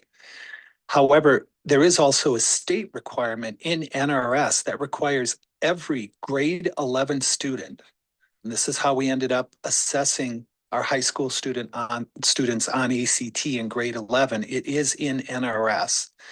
Requires all grade 11 students to sit for the ACT as a graduation requirement. There is no requirement for minimal performance on the ACT. Oh, wow. However, there is a requirement to sit for the ACT as a graduation requirement in Nevada. Thank you. Wait. Pass on the other question. I just want to understand who, if that's the case, there's just a minimal requirement. You just have to be in the room. And then they get the credit for working with you. Ain't that a joke? I mean, I'm just really trying to understand here. I think I saw that data. I think everybody who would take the time to give a minute here would understand what's going on. People here have allowed people to walk all over them until there ain't no more walking to do. He said they just have to sit through it. We don't care what they do. And then we've met our requirement. So if you fail and you ain't getting shit, you just ain't getting nothing. Let's just listen a little bit more. Thank you, Craig Satuki, Director in the Nevada Department of Education, for the record. Through you, Chair, to Assemblywoman Hanson. So when you're looking at Assembly Bill 241, it does require the students who are entering freshman year in 24-25 to be enrolled in courses that would make them eligible for the College of Careers Diploma. So that goes into effect for the freshmen who are starting in August, essentially. Now, I just want to say this, because there's a lack of community engagement here in Nevada, as they do not have a district-wide committee that deals with this kind of shit, because these people need to be dealt with. They just do. It couldn't be my child forced into a child care program that is not certified to work with children with disabilities. I mean, come on now. They have one Head Start center, from my understanding, and then 14 partnerships or 13 partnerships or whatever, state run. And the state says, oh, Department of Recreation said, oh no, we just pay for the room. We don't have anything else. And I'm saying, well, who's obligated for the oversight? And then I guess there's just none, because it's pathetic. The data that you've seen is pathetic for the African American community, for the Black people that are performing on the strip, rushing in here. And then we understand when people are living their best life, they ain't got time to deal with you. Then we understand why less than 7% of the Negro population are truly making it in the public education system. But know this, for the locals, I'm gonna stop the share, because this is just pathetic. But I showed you how to get here, right? I showed you how to get here. You go here and you go to Nellis, the Department of the Legislative Department. You go to videos that are archived. You click there, and then it takes you to all of the meetings that they've had. I didn't listen to this one because long care. I mean, that was just frustrating to have my mom in the medical needing to have care here. It was horrifying to me. But then this is one we were looking at. Then they have a committee on reviewing oversight at Tahoe Regional Planning Agency. And then they have this, another one, Department of Health and Human Services. Now, I'm sure this one was hot because guess what? They didn't, their part A, part B, and their part C money. Neither one of it was cleared. They were told to go get some support. And I think that that's what we were seeing today is the support that was being provided to them, you know, from from an oversight position, you know, basically telling people what they had to do and what that had to do looks like. You know what I'm saying? I pause it right there. And then wait for it to stop spinning. And then we just push play right there. Where are we at? We're playing something. Hello, hello.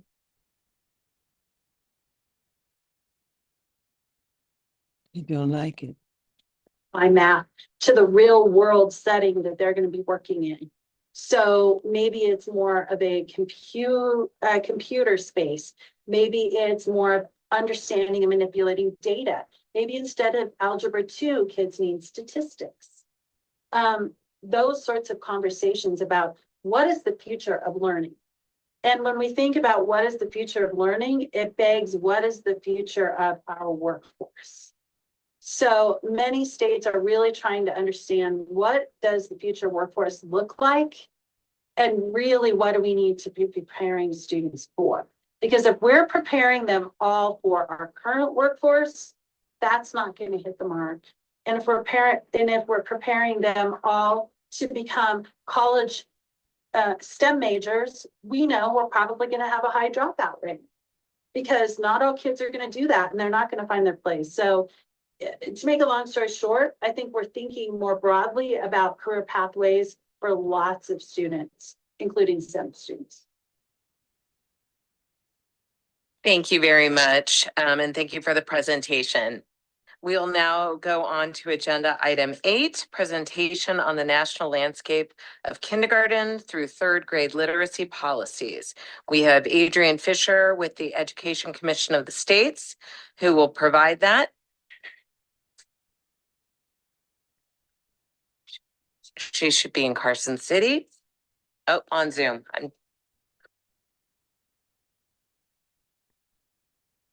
soon as I see you. Oh, there you go. And please go. Just trying to get Nope. figured out on my end over here real quick. Not at all. Go ahead when you're ready.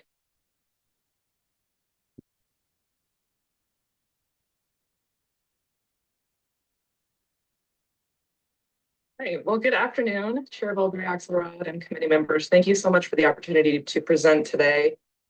My name is Adrienne Fisher. I'm a senior policy analyst with Education Commission of the States. And today I've been asked to provide a look at the top trends in state kindergarten through 3rd grade literacy policies nationally and how states are progressing in those efforts. For those of you who might not be familiar, Education Commission of the States is a national education policy organization that's been serving state policymakers in all 50 states and the District of Columbia for nearly 60 years. We're nonpartisan. We cover the full spectrum of education issues from early care and education through post-secondary and the workforce. So today I'll be giving a brief overview of the national landscape of K-3 literacy and the major policy levers that states are employing to address low rates of proficiency. I'll also touch on some of the recent state action that we're seeing in addition to those major policy trends. And then I'll discuss some outcomes and walk through a state example from Mississippi. Afterwards, I'll be happy to answer any questions that might come up. First, I want to talk a little bit about where we are as a nation in terms of reading proficiency. You heard Michelle mention briefly the NAEP, the National Assessment of Education Progress, that was released in 2022. I'm sure some of you are familiar with these numbers, but I think it's worth centering ourselves before we dive into some of the policy pieces. So in 2022, NAEP released what were the first post-pandemic reading and math scores, and they showed for reading in 4th grade a nationwide decline of 3 points. Most states had a statistically significant score decline, and the rest of states showed no significant change. And overall, 37% of 4th graders scored below the NAEP basic achievement level. So to provide a little context around what that means, most state level third grade reading assessments set an achievement level that's comparable to somewhere between the NAEP basic and the NAEP proficient level. So this means that more than a third to fourth graders will likely also not meeting the standards set within their own states. And finally, the newest NAEP scores showed that score disparities between student groups continue to persist. Those gaps are not shrinking. While it's certainly relevant to note that the pandemic obviously contributed to these numbers to some degree, I do want to point out that we had already seen a downward trend in the previous NAEP results in 2019. So we can't ignore the fact that this was already a problem, the pandemic. Some of the more recent national studies that have come out just in the last 6 to 8 months have shown small improvement from these 2022 scores, but still lagging behind those pre-pandemic numbers. So knowing how much attention states have begun paying to this in the last several years and how much time and effort they're putting into trying to improve literacy scores, I think it's telling that the best we seem to be able to do is to kind of hold ground and sort of stop that slide, which is good, but we still are not back to those 2019 numbers, which, as I said, we're already kind of showing some decline. Just to give a little context on where we are as a nation. So what are states doing to address this? Last year, ECS updated our 50-state comparison on kindergarten through third grade policies, and we looked at several data points related to literacy.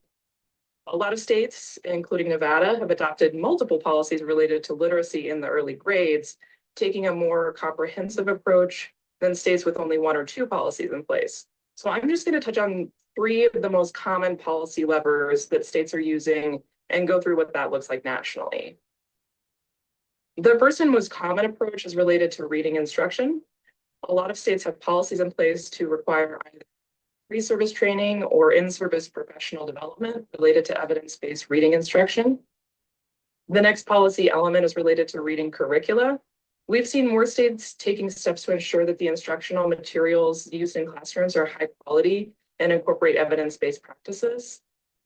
And the third data point looks at state requirements for interventions for students reading below grade level. If we look at instructional requirements across the country, this map shows that nearly every state has some kind of policy in place. States highlighted in purple require pre-service training in educator preparation programs. Orange indicates requirements for in-service professional development, and green indicates states that have both pre-service and in-service requirements. In recent years, we've seen more states adopt policies addressing both pre-service and in-service requirements, with nearly half of states taking that dual approach. This next map shows the distribution of states with policies related to reading curriculum. We identified at least 17 states and DC with such policies. Many of these have been adopted very recently.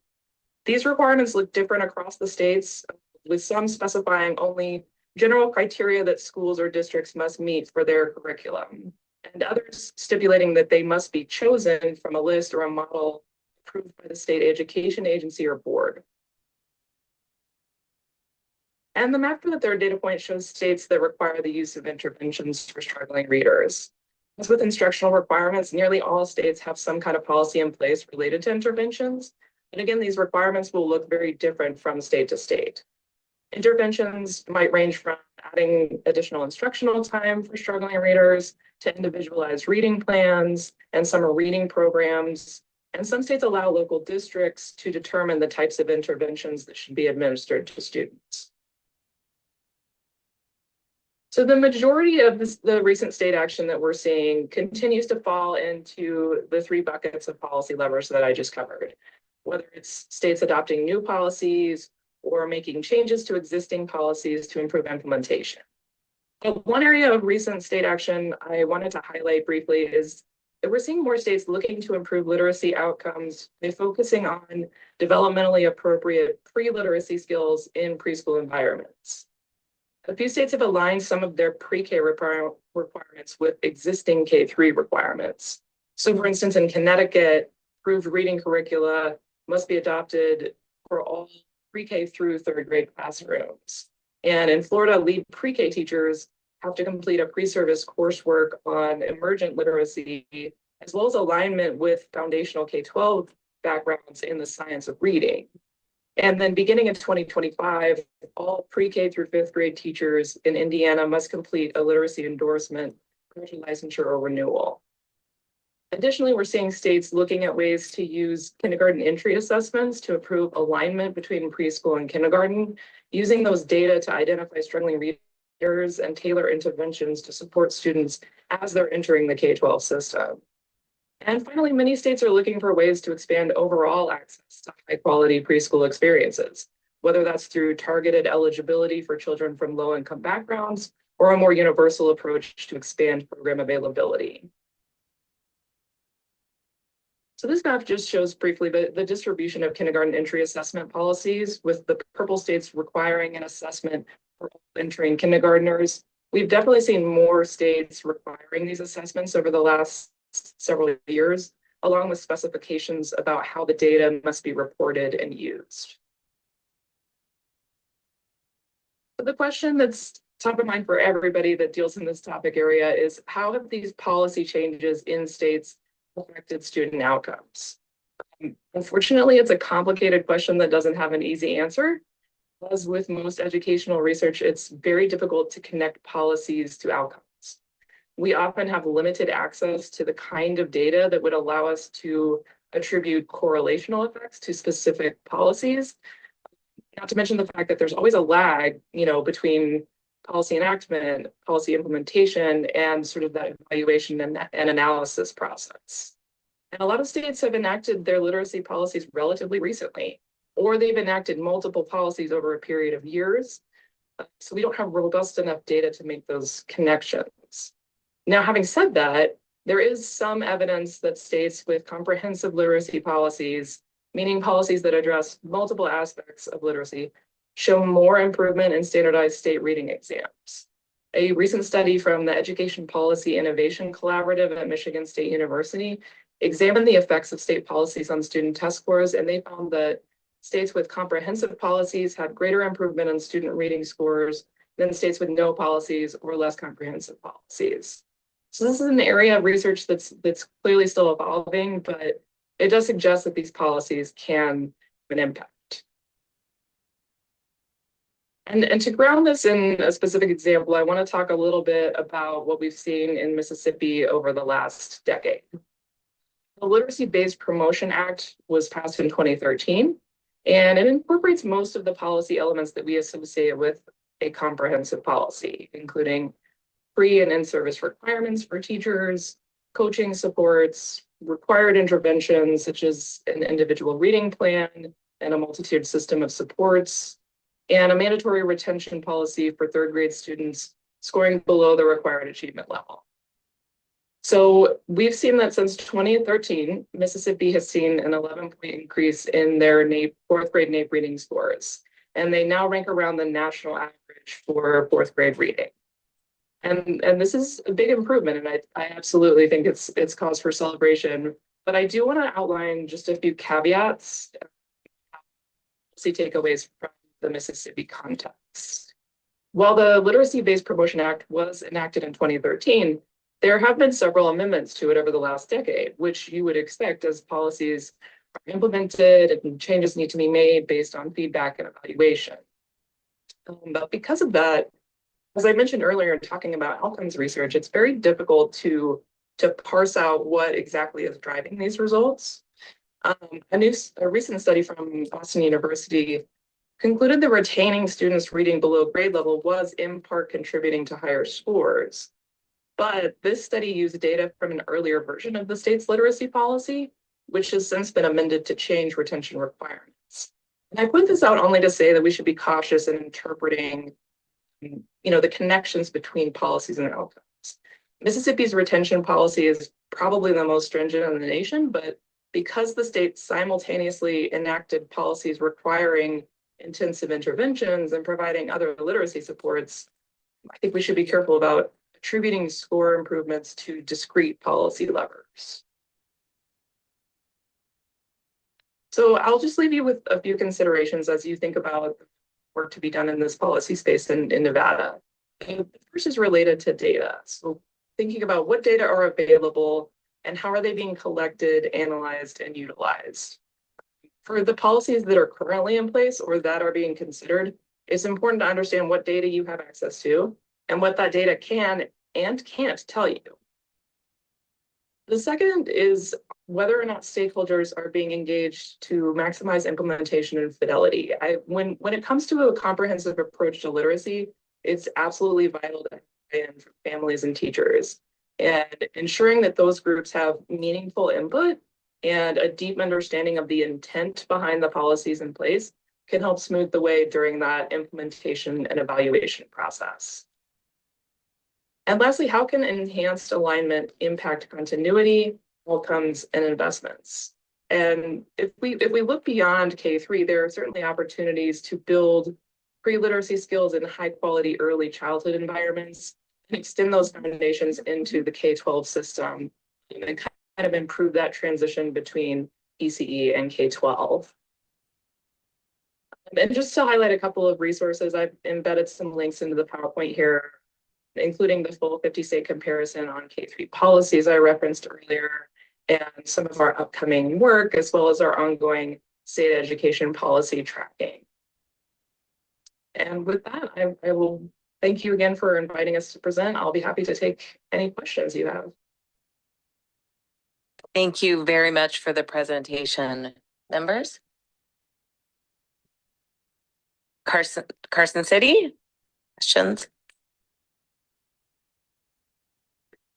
Chair, thank you. My colleague, now, Assemblywoman Anderson doesn't have anything, so I was kind of caught off guard. Thank you. That was a great presentation. So they all have been. And the amount of information for us I love how we can kind of look at other states. And I don't know that I have a question other than a comment. And if you wanted to comment on it, maybe enlighten me more. I know that I'm not the expert and you guys are. So as I look at this, what's interesting and a relief is that we don't have to do this by ourselves in our state. We belong to a bunch of other states that are doing this, and that Mississippi model is really encouraging. There's some similarities. I know a lot of times we are prone to be a little careful about comparing other states to Nevada. A lot of times we'll look at our neighboring states. We have similar issues that we deal with. I know states spend different amounts of money, but as I look at the color coding that you did, there are consistencies in those states, particularly that were mentioned, Connecticut, Florida, Indiana.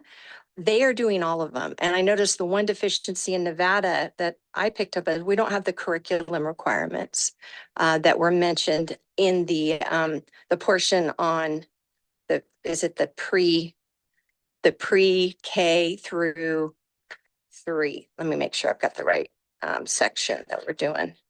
On slide number, did it have a number? I'm sorry. Yeah, the pre-K requirements in the K through 3 component. So the takeaway that I would have is that maybe Nevada needs to visit that curriculum requirement in that K through 3 component, because the states that tend to stand out, not just the Connecticut, the Florida, and the Indiana, but other states that I've seen doing a good job, Idaho, Indiana, Texas, Florida, well, Florida was already mentioned, some of those other states, and now Mississippi. I think that was interesting and something I had never thought about before. So I appreciate you highlighting that. Let me see, I did have a question going back.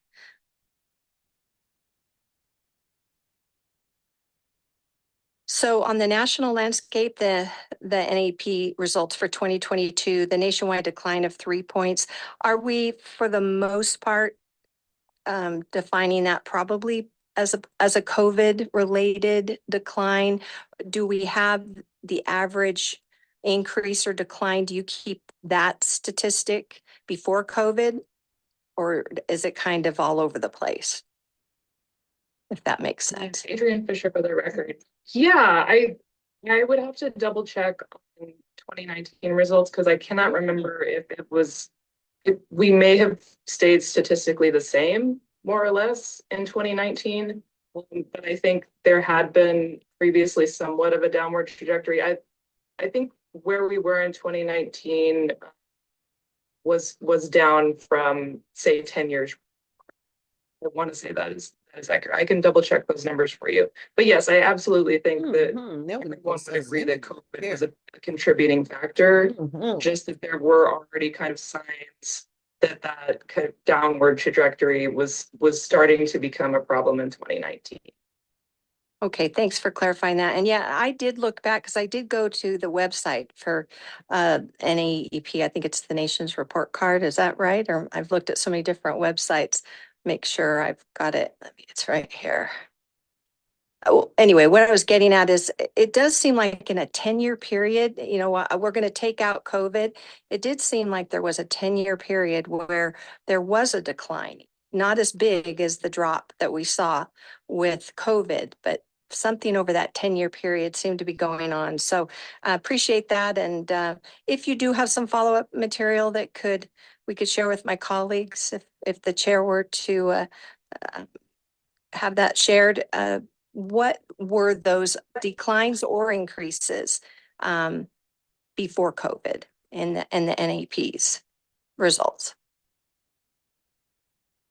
For the record, yes, I'm happy to put that together for you. I'm actually looking at the numbers right now, and it was, we were at 221 in 2009 and 220 in 2019. So obviously just a small decline, but the fact that it was remaining flat and that we weren't improving, especially those gaps between student groups, I think was one of the things raising alarm bells in those 2019 results. And I did just want to briefly kind of respond to your comment about curriculum requirements for K-3 in terms of where Nevada is. I do want to emphasize that that's one of the more recent policies that states have been enacting. And also to remind you all that when we do these 50 state comparisons, we're only looking at statute and administrative regulation, which does not encompass everything that is being done in terms of policy work in states. I know that there are states that, you know, maybe is not mandated through statute or regulation, but maybe they provide really detailed guidance to districts through their state education agency, or might even provide incentives. I believe New Mexico, they provide financial incentives for districts to adopt, you know, high quality evidence-based curricula. They just simply don't have that as a legislative requirement. So I did just kind of want to get that. Yeah, thank you. Thank you. That's very helpful. I appreciate your time. Thank you for that clarification and something to enhance. We were on the exact same wavelength. So you took my two clarification questions. So with that, thank you very much for the presentation, and we look forward to working with you. Okay, so I think everyone would like a little break, stretch their legs, maybe have a little bite to eat. So it is 12:25. We'll say 30 minutes. Let's say 12:55, but we'll definitely start by 1 o'clock. So we are in recess.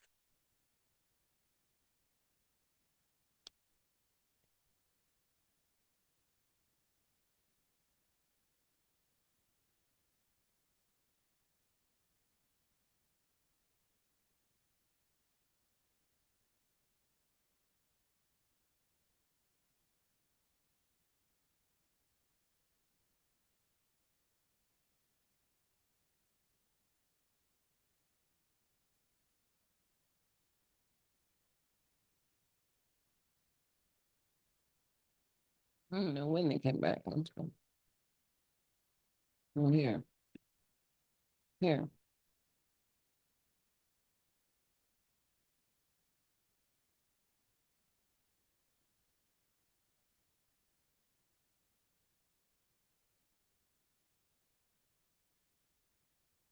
Okay, he's there. We'll go back a little bit more. Compared to other states.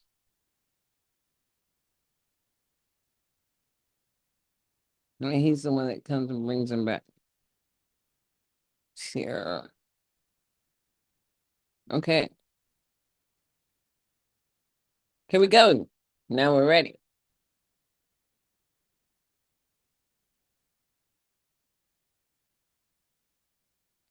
Might just have to do it that way and just do from beginning.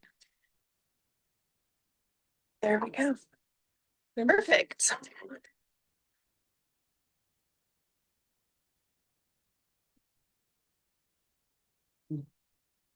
Are we good to go? Yes, you. Perfect. Love it. Vegas. Yes. Good afternoon. Thank you for inviting us here today. My name is Anna Colquitt for the record, and I am the Director of Education Policy for the Gwynn Center.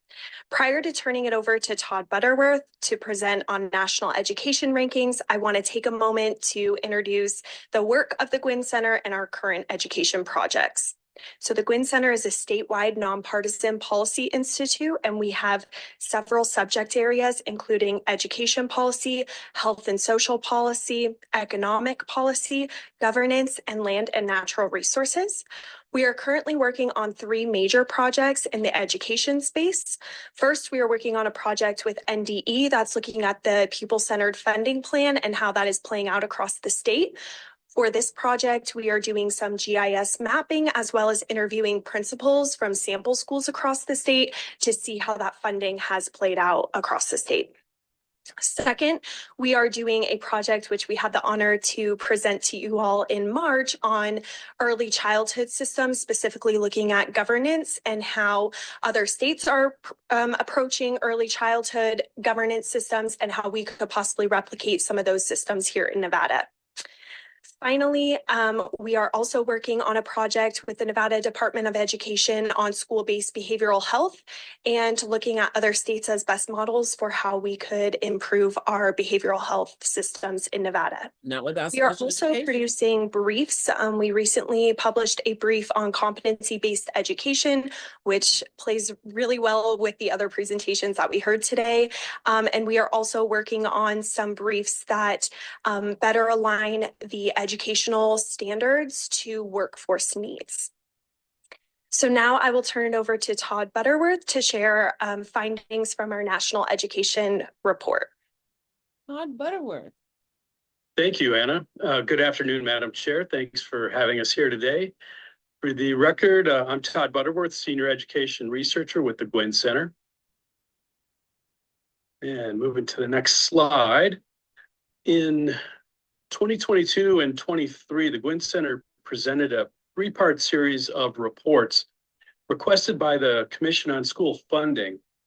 The report series examines widely publicized national education rankings and apparent disparities in their assessment of Nevada's K-12 education system compared to other states. In recent rankings, Nevada placed at or near the bottom of some, while also being ranked a respectable 18th in K-12 achievement by another.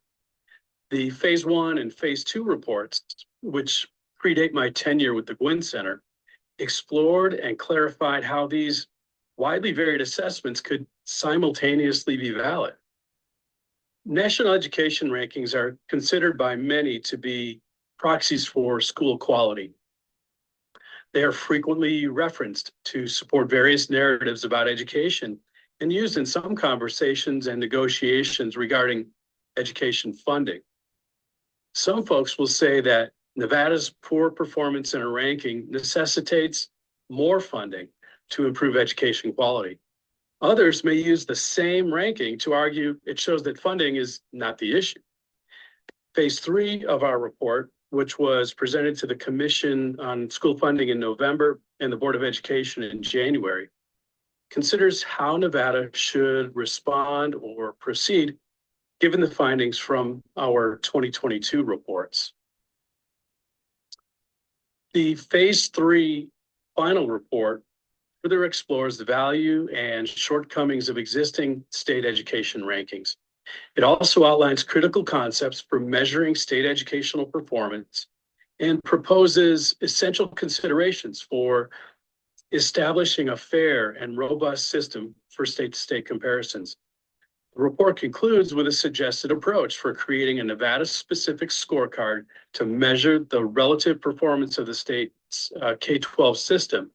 And that's going to be my focus with you here today. But first, it would be helpful to briefly revisit some of the findings from the Phase 1 and Phase 2 reports and the benefits and drawbacks of K-12 rankings.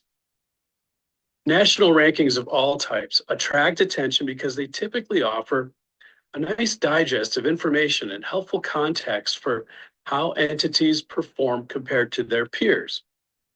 But the media has also discovered that rankings are very effective at generating headlines and clicks. US News and World Report has built its various rankings into the signature products of its brand. The magazine now offers rankings of the best countries in the world, the best states and healthiest communities in the US, and various rankings in the education space. The leading national K-12 education rankings include, and you're probably familiar with some of these, the Kids Count Data Book, which is produced by the Annie Casey Foundation, Quality Counts from Education Week, Best States for Education, as I mentioned, from US News and World Report, and Best and Worst States for Education from Wallet Hub. Our reports show there are challenges with these rankings. First, each system is unique and should not be compared to the others. Because of the disparate data included in the individual rankings, each really should be considered independently.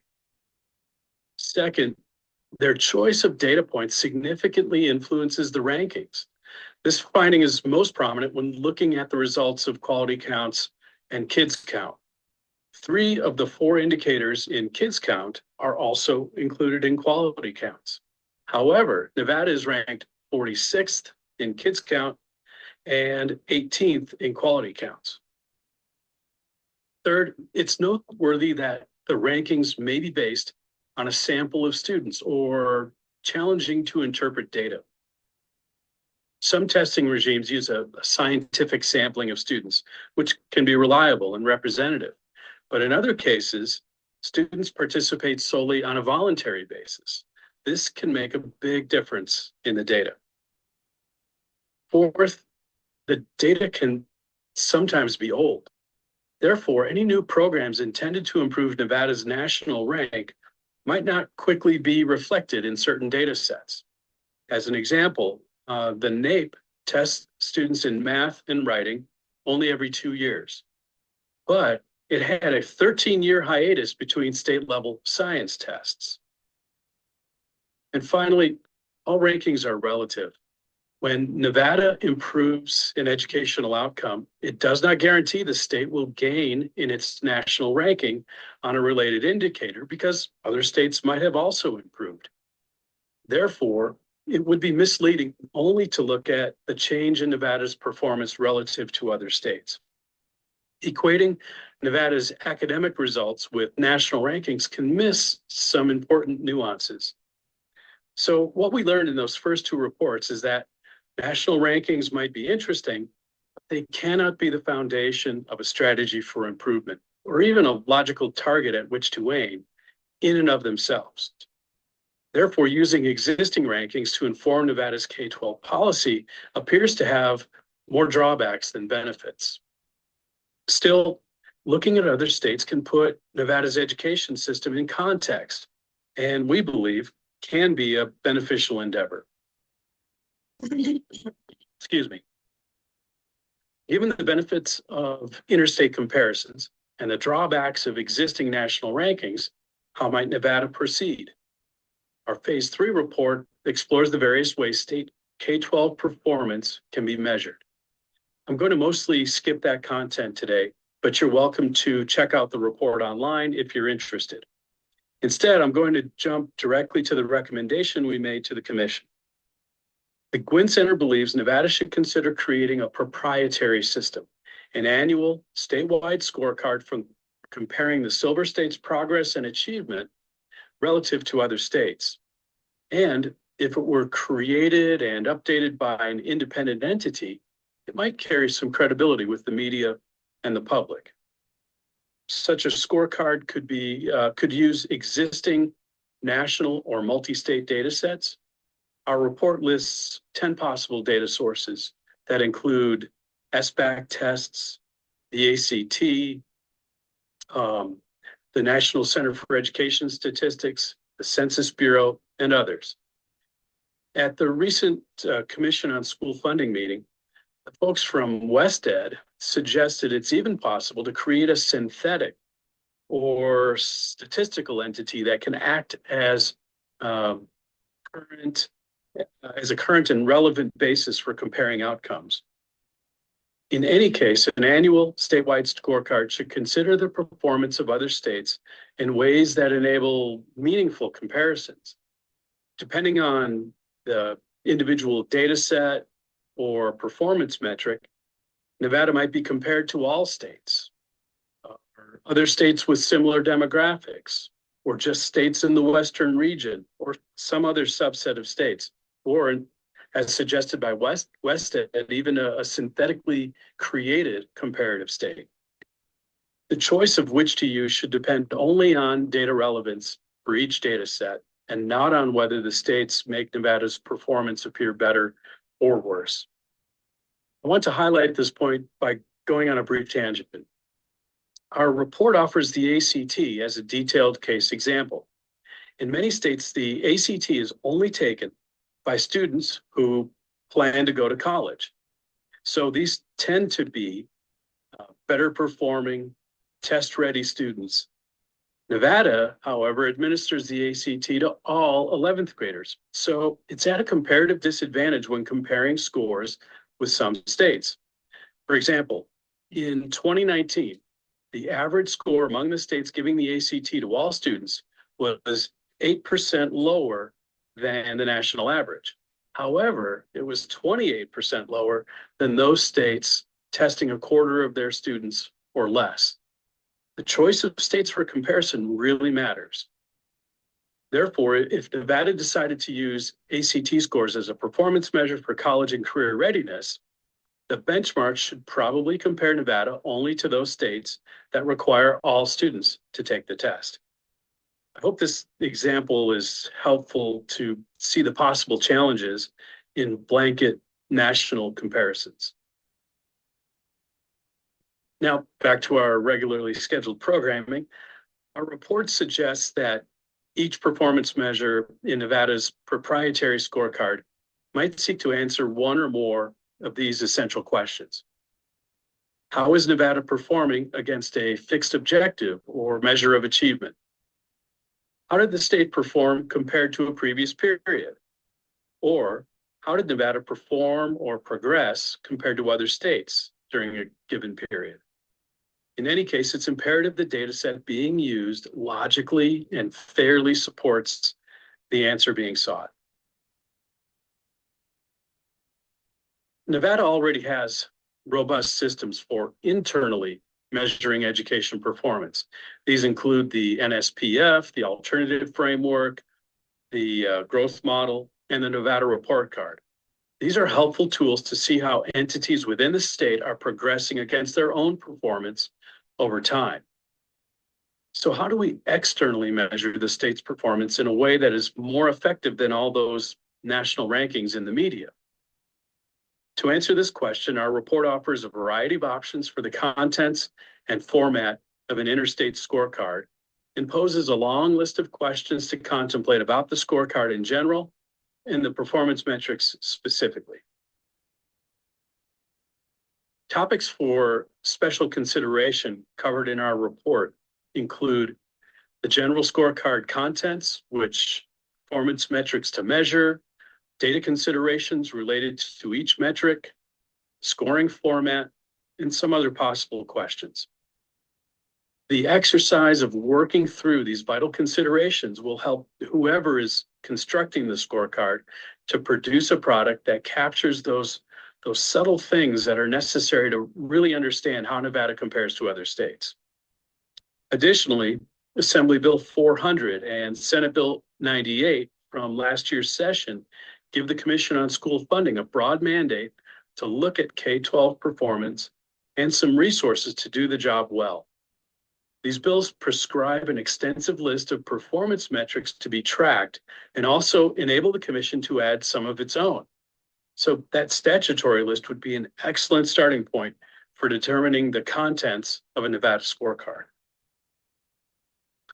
In conclusion, based on the findings from our phase 1 and 2 reports, Nevada would benefit from a more thoughtful and relevant process for comparing its K-12 system to other states. Our phase 3 report explores existing rankings, value and shortcomings, and shows how they lacked context and nuance.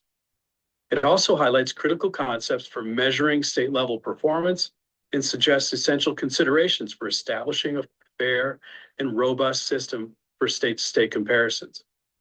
It concludes by offering an approach for creating a Nevada-specific scorecard to measure the relative performance of our K-12 system. The Gwynn Center believes objective interstate comparisons are achievable. Thanks very much for your interest in this project. Are there any questions or comments?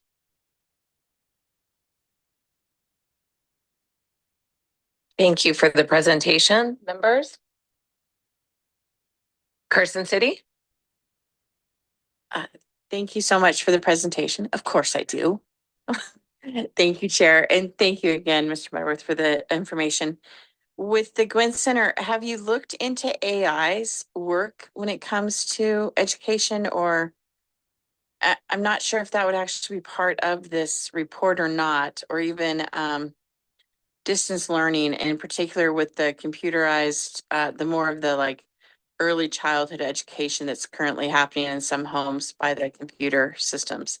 Has there been any discussion about that as well? But again, I don't know if that's really part of the report that you're presenting today. So that might be more of an offline conversation. Yeah, that's not a specific element related to this report. However, as Anna mentioned, we are separately looking at early childhood considerations in a really comprehensive way. And certainly we're also looking at AI, and it's going to be having an increasing impact on so many things in education. And Anna Colquitt, for the record, I would just like to add that we have AI and education briefs that will be published shortly. We are doing one on K-12 education, one on higher ed. These will be pretty high level explainer briefs, and then we will be producing more specific reports following that will be more tailored towards what the actual needs are for education research in AI policy. Great, thank you so much, and thank you, Chair.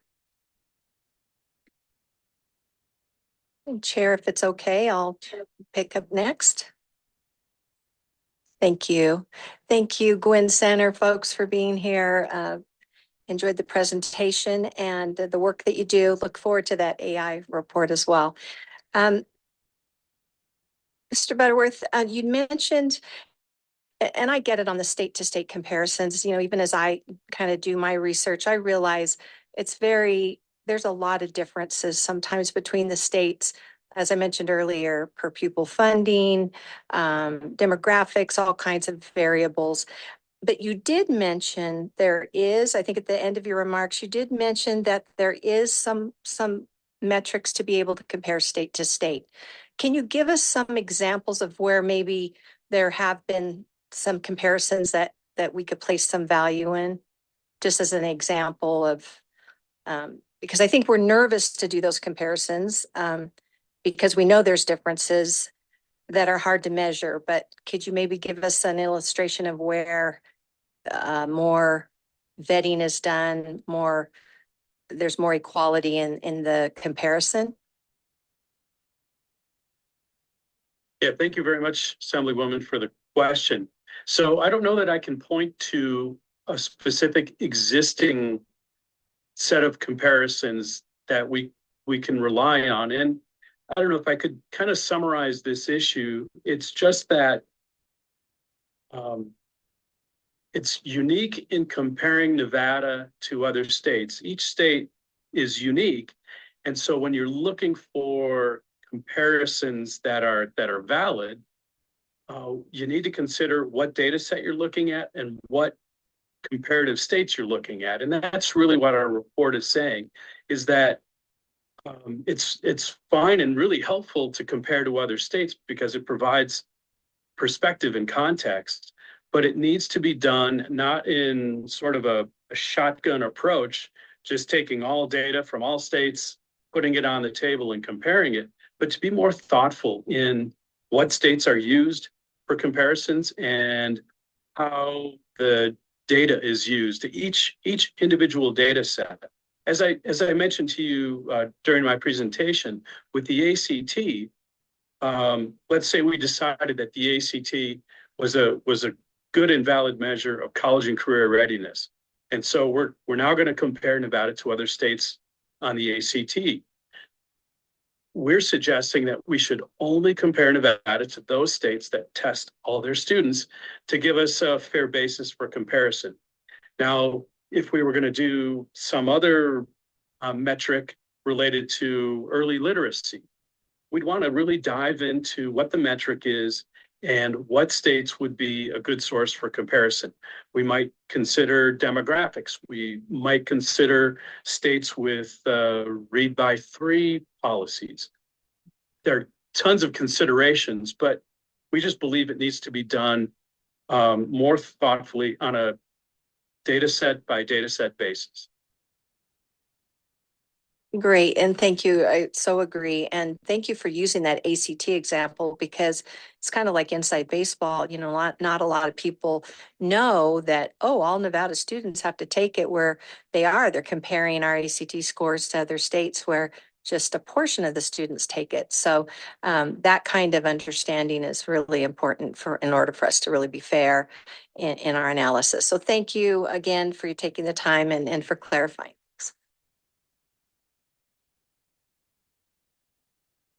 Yeah, thank you for that. I just did a quick little search to see what states require all students to take, and there's only four, and we're one of them: Hawaii, Nebraska, Nevada, and Wisconsin. So, would be interesting. There are a few more states that do the ACT, but without the writing component. So that might give us a better baseline in the math area. As well. It looks like I'm seeing over here, there's a question. So please go ahead. I was just wondering, out of the 4 states that you mentioned, how they rank. Because then You're asking apples me to a apples. question? I don't know. I just did a quick, I don't know. Well, I don't imagine you guys probably know that, right? Hawaii, Nebraska. I mean, if you're comparing apples to apples that way. I think that's what we're going to do later. The apples have not been compared yet. Madam Chair, what I recall about the ACT data, and I was looking at the 2019 data, for the record, this is Todd Butterworth. Nevada still was ranked, may have been lowest in ACT scores nationally, but its score was much closer to those states testing all students versus the national average, or those states only testing college-bound students. Thank you. And I appreciate that, you know, that when we're collecting data, it's oftentimes quite nuanced. So appreciate the work that you're doing. Any other questions? No more apples? Okay. Thank you for being here. Thank you. Okay.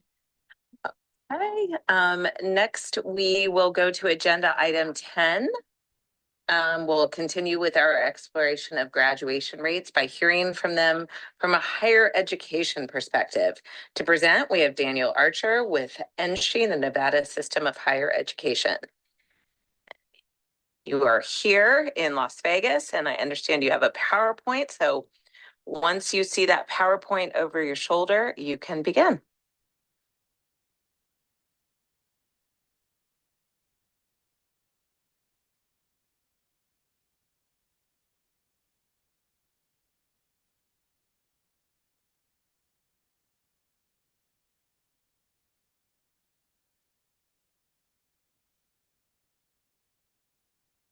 Sorry. Thank you all so much for the opportunity to join you today. My name is Daniel Archer. I'm the Vice Chancellor for Academic Student Affairs at the Nevada System of Higher Education. I've spent the majority of my career in the middle part of the country. I've been down here about 6 months, but I've really enjoyed it. So excited to be here and to work with you all. At the outset here, just want to jump in and look at graduates by diploma type. And obviously this was kind of touched on during some of the good presentations from NDE. But just to kind of recap that, as well as kind of set a foundation for some things we'll look at in this presentation here. We're looking at the percentage of graduates who completed the diploma by type. So you'll see that there are 4 types here. The alternative is less than 1%, so it doesn't really even show up, but there is that category that's there. In recent years, the percentage of the standard diploma recipients has actually gone down.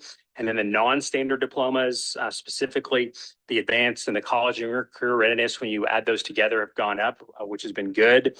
Obviously, we would be very partial to the advanced and the college and career ready, because the students who complete that curriculum are far less likely to need college remediation, which is significant.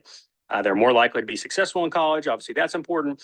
They're more likely to complete a college credential, which we'll cover in a slide later on here. So I think one of the big questions that legislators and Nevadans in general would have is, what happens after high school graduation? What's sort of that next step here? And this gets into that kind of at a higher level here. You'll see the blue there. These are the percentage of Nevada public high school graduates that enroll at a NSHE institution within a 1-year period after graduation. So I'm just looking at that 12-13 data. You'll see that 41% of the class of 2013 enrolled at an NSHE institution within a 1-year period immediately after high school graduation. And so that has been close to 40% when you look at the years that are represented here. The orange or yellow shade there represents the students who pursued post-secondary education, but did so at a non-NSHE institution. So they went to a private institution here, or they went to a public or private institution out of state. And you'll see the 2019-2020 did take a pretty significant dip, but obviously that was the class of 2020 during COVID. That changed some of the plans for people, and people were obviously more likely to sort of hunker down, and there weren't as many people that ventured out of state during that year, but that proved to be sort of an anomaly. In green, you have the percentage of those who were in the workforce within a 1-year period after graduation. And then we have that unknown category in purple. Here, very important to note that this data comes from the statewide longitudinal data system. And there's efforts to improve that, to kind of tie up some of the loose ends and iron out the kinks. So we're hopeful that that unknown category will shrink in future years, because that puts us in a position to have a more reliable and comprehensive data set. And these are just the graduates here by year that have continued on to NSHE. So these are just raw numbers. These are the raw numbers that are broken down by tier when we look at the community colleges or 2-year colleges versus universities. The 2-year sector is represented there in the blue line there. So you'll see started out at 51, 57, trended upward to a high there of 72.37 in 2019, and then did take a pretty sizable dip and then kind of leveled out a little bit. And then you have our universities that are in the darker line there on the bottom. They increased, had a little bit of an upward trajectory, and then kind of leveled out, but did not have a real significant decrease during that time period. And this is very representative of the national data when you look at this.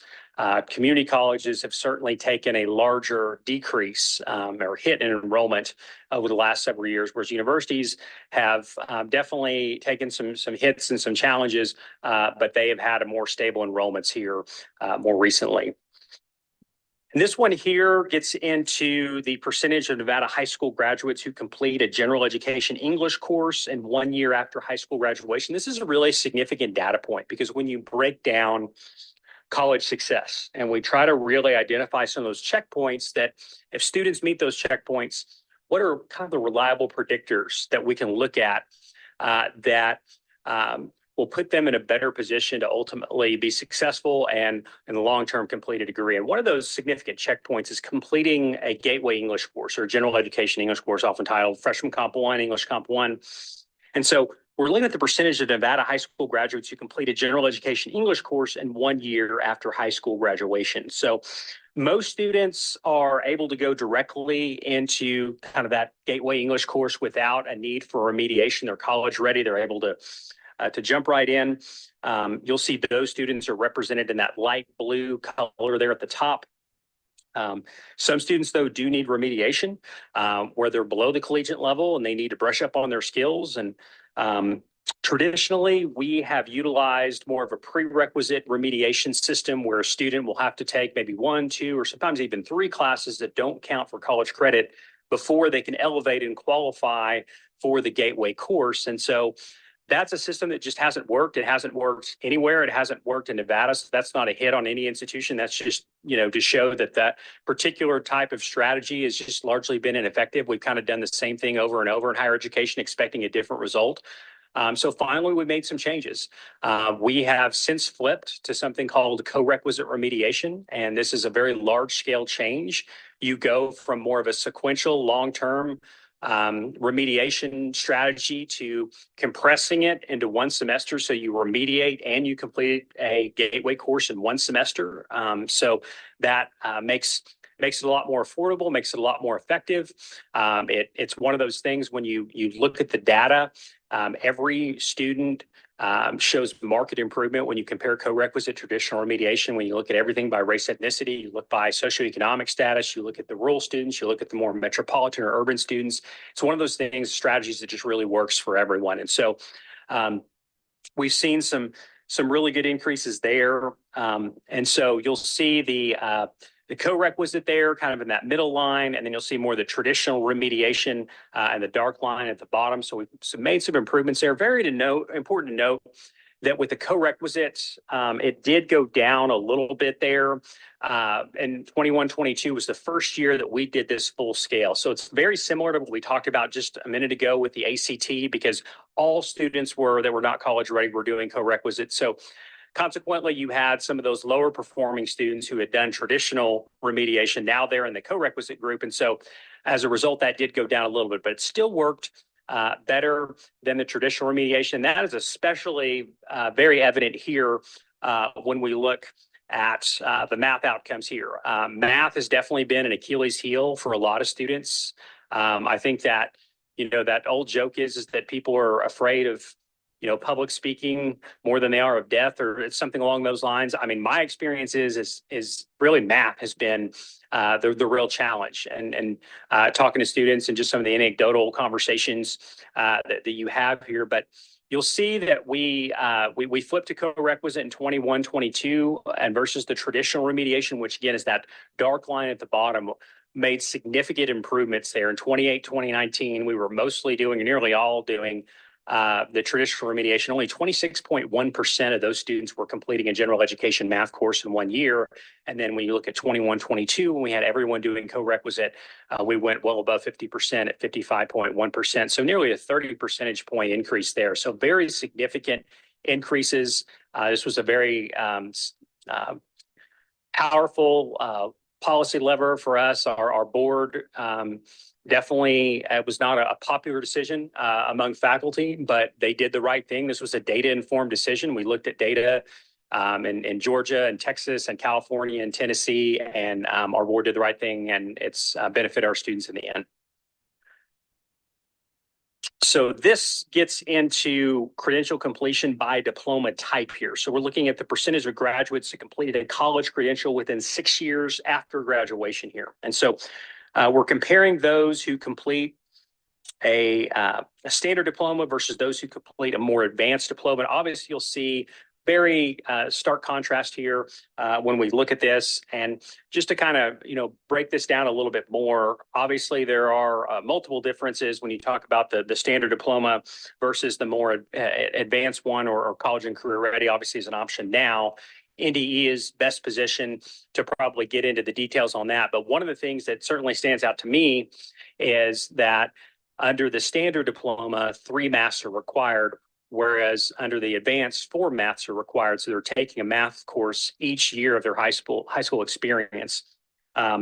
And when students don't have a math course, especially during their senior year, math often is one of those things, if you don't use it, you lose it. And then students start out behind and they're frustrated, and it does sort of carry over into post-secondary education. When you look at the national data on high school courses that are linked to success, a 4th math course is a very significant predictor of success.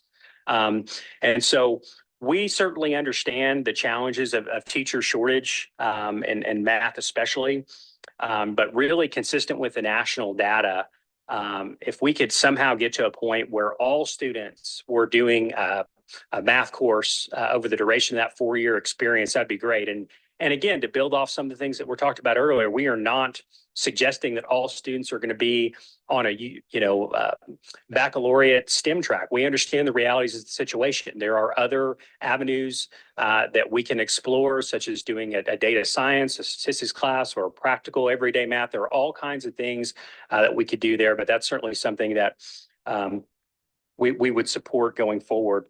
If there were provisions made to the graduation requirements.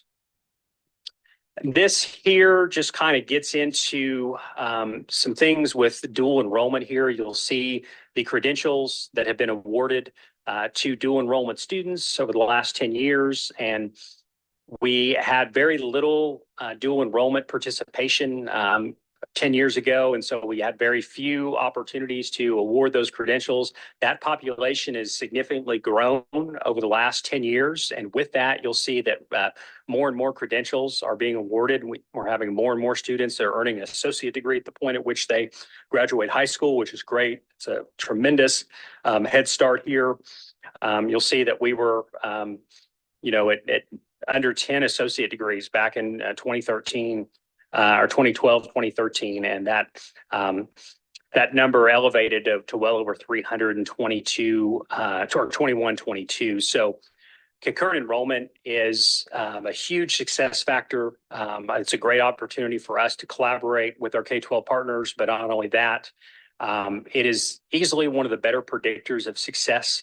When you look at data, it's very powerful. The students who do concurrent enrollment, even the ones that are more the kind of mediocre high school students that do it, are far more likely to persist to post-secondary education. They're far more likely to be retained. They're far more likely to earn a 3.0 GPA. They're more likely to graduate. They're less likely to have debt. They're more likely to graduate in 4 years. Everything that we want to do, concurrent enrollment is a significant checkpoint in that process. And again, even when you want to get into the, to kind of build on the last conversation, the whole apples to apples, if you really look at 2 mediocre students and you look at the one that participated in concurrent, again, they're far more likely to hit on those things in terms of being successful in college, going to college, graduating, all those kinds of things. And that concludes my presentation. Thank you for that. And thank you for those links. As you were talking at the end, I jumped on the HGA dual enrollment dashboard. So thank you for that. Members, any questions? Assemblyman De Silva.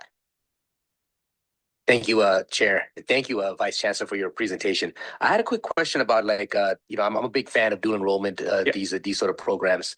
And I just found out even that our own Senator Dondero Loop's daughter was a recipient of a degree from CSN this Monday. So my question is the funding mechanisms here. I've heard that there's some challenges there when it comes to funding the dual enrollment programs vis-a-vis with the school districts throughout the state. I was wondering what your perspectives and your thoughts were on that.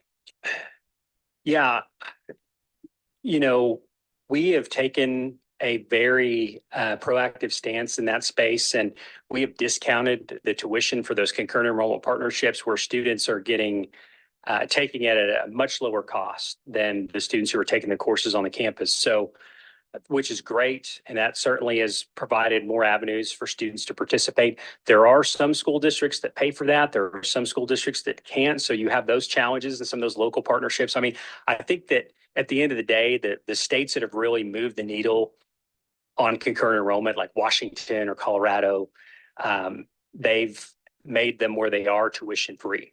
And I think with that, you have books and things, but you have open educational resources now that are free and reduced cost textbooks. And there's all kinds of opportunities to use those, especially in these general education courses that most students across the country are taking. So I think there would be great opportunities, for partnerships for us to adopt OER in conjunction with some legislative investments. If something like that down the road was possible, it would be a huge thing for K-12 and higher education, and we'd see benefits for sure.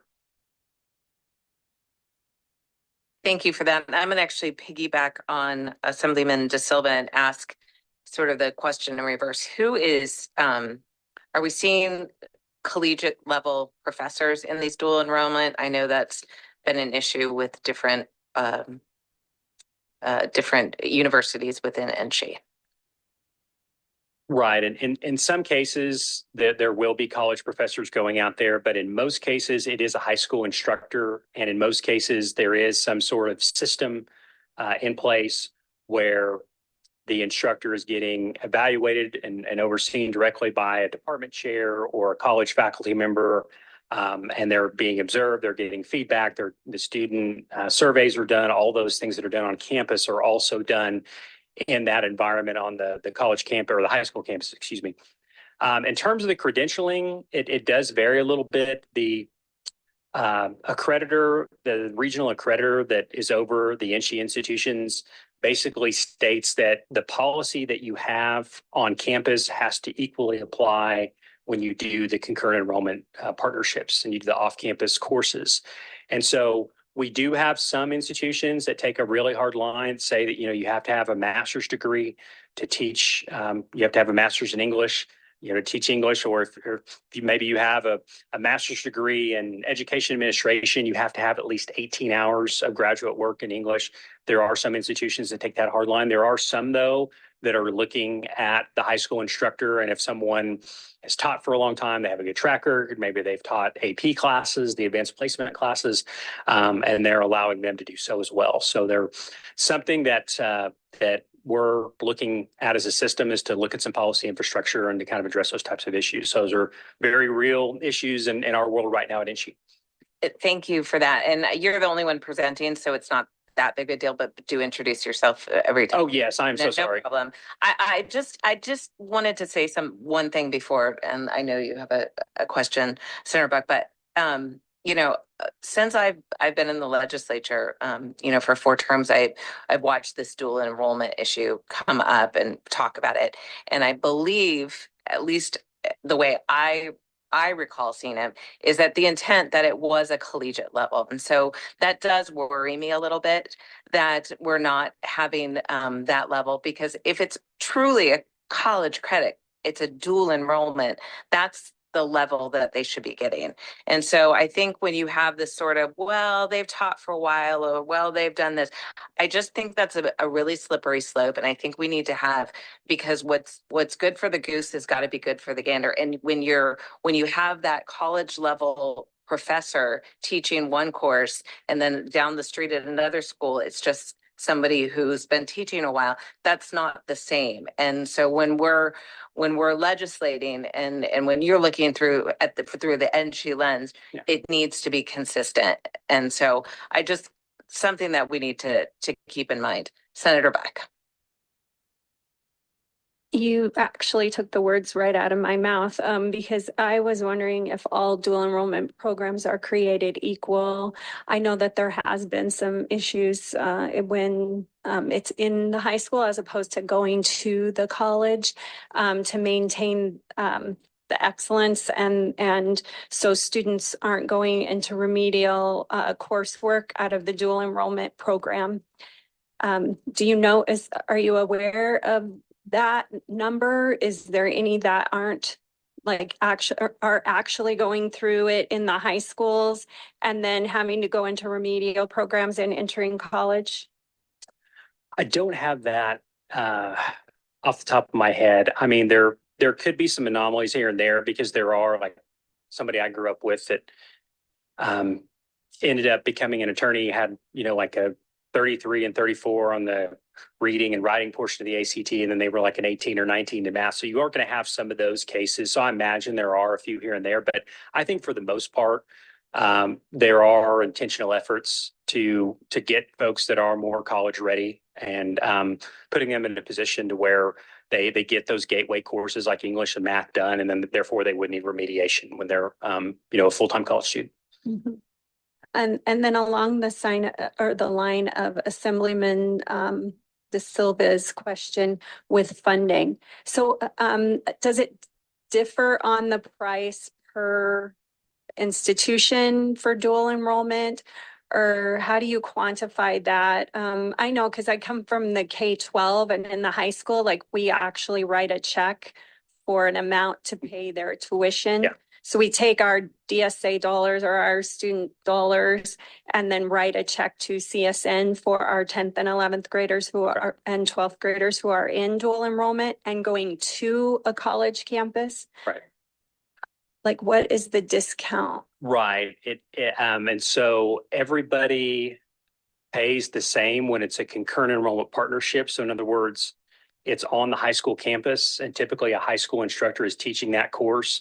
Everyone pays the same. So we have the same if you're at a university or a community college, we have a flat rate. And I'm trying to remember what it's either 75 or 80. I apologize. I can't remember. We're revisiting that right now, but it's either 75 or 80. We can definitely follow up with you and get you the number there. But then conversely, when a student goes to the campus and they take it at the college campus, that is specifically, I'm sorry, this is Daniel Archer for the record. A little late, sorry. But when they go to the college campus, they're paying kind of a discounted rate there that is less than what the typical student would pay, but they're paying that $75 flat fee when it's a concurrent enrollment partnership. So those partnerships are really where the access points are at, and we can reach a lot more students. And so we've really been intentional about making those as affordable as we can. Thank you.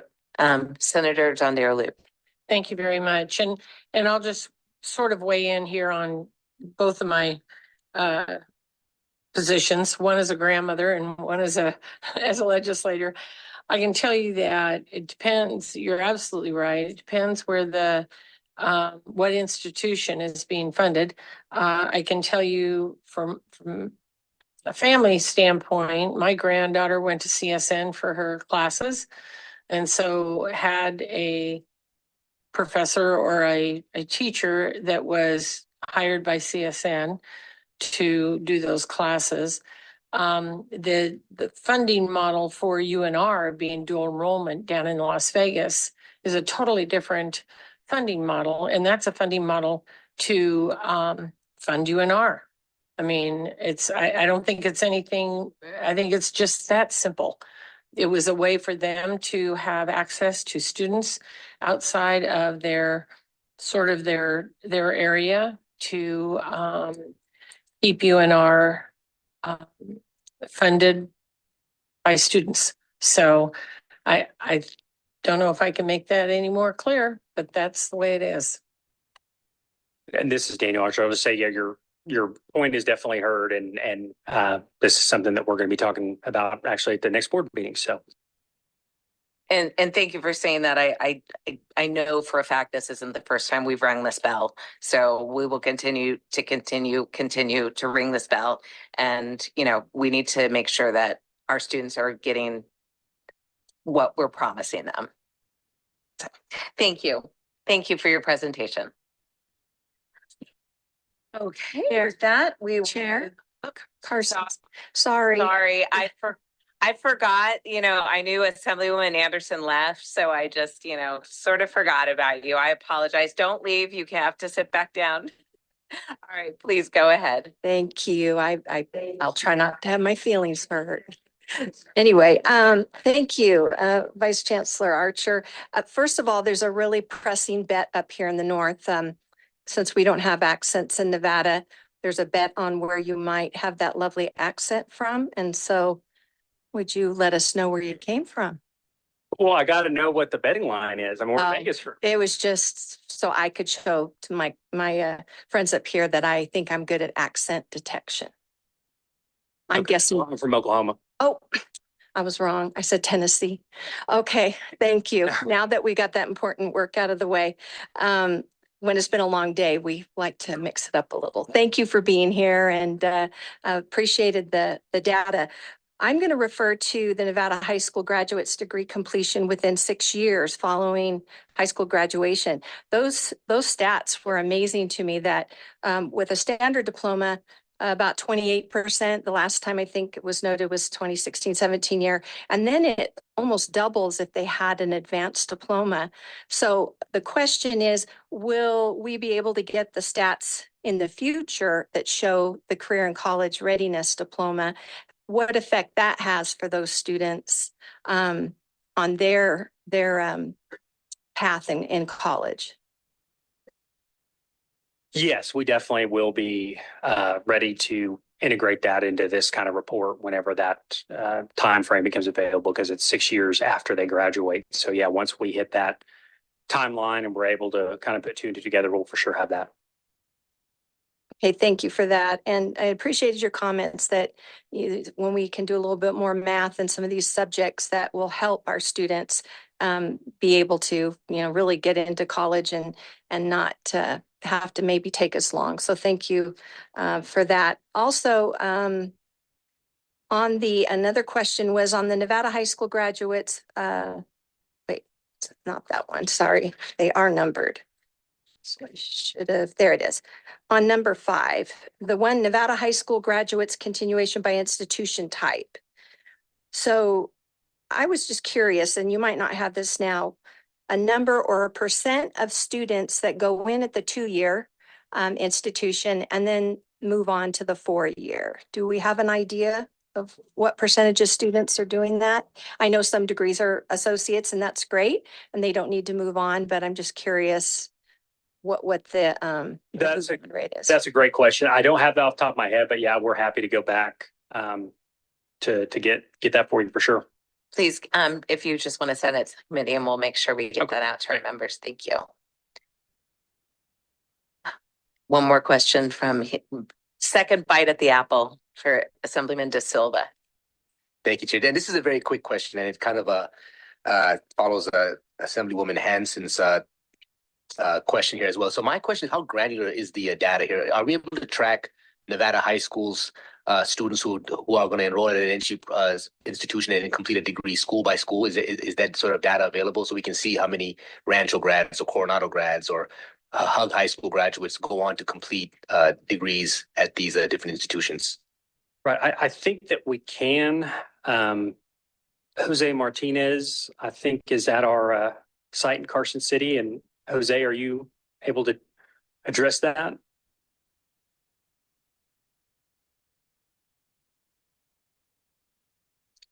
I can't. Oh, here comes someone. Your phone a friend is coming up. Good afternoon, Jose Martinez, for the record.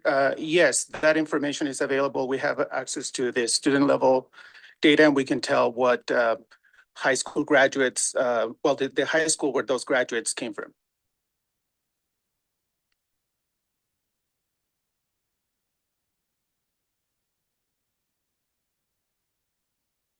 Assemblyman De Silva, and I should have said that most of this information is on their dashboard, which we have the links in there's actually a ton of information, which was really great. All right. Now you are welcome to step back, and thank you for being here. Oklahoma, okay, LA, OHMA. You're lucky I didn't sing. Okay, next we will move on to agenda item 11. We'll end our presentations with the day with showing a school accountability and efforts to reshape what accountability looks like in Nevada. To present, we have Adam Young, Superintendent of White Pine School District, who is presenting on behalf of the Nevada Association of Superintendents. And we will have him via Zoom with a PowerPoint. Please go ahead when you are ready. Thank you. Good afternoon, Chair. I'm assuming everybody can hear me. If I can get a thumbs up there from the Zoom world, thank you. And I hope the presentation is there up on the screen. It looks like it is from what I can see. Adam Young, Superintendent of White Pine.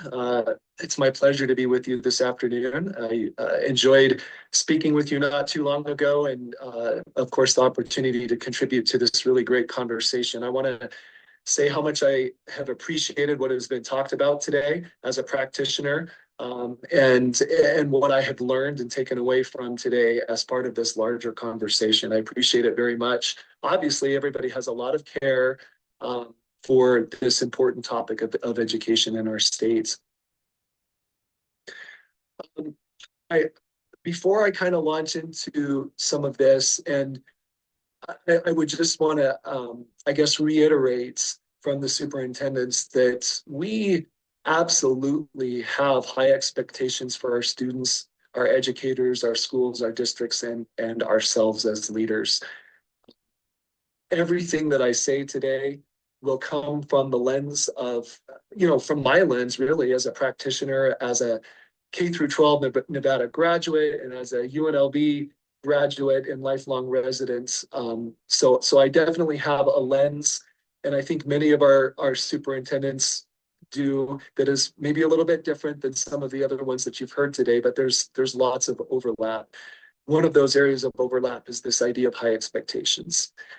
We also really want to continue to emphasize, as I did in my last presentation, that we really believe that high levels of learning can be shown and demonstrated in many, many, many ways that are not currently being taken advantage of, that would contribute to this wonderful discussion that you have had today. And of course, we do believe that the best systems are built collaboratively. They are co-created, which I think you heard in several presentations today as well. What's not on here, and I just want to add, is that we have heard a number of times today that this is very complicated work. It's filled with a lot of nuance. And I think that I would add that it's also very messy and it's non-linear. I know in the policy world that we want to be able to draw a line from A input to B outcome. And as we've heard multiple times today, it's just really tough to do that in education. Every single student of these 500,000 students in our state is unique and different and individual. And there's just no way to quantify all of those differences in numbers. So you have seen a lot of this before, and I don't want to dwell on it, but I find it important to just emphasize that there is an impact on the discussions that you all have in these meetings. And a lot of times that impact is not a positive one on our educators and on our students. I want to just highlight two of these. Invested leavers, the third bullet there.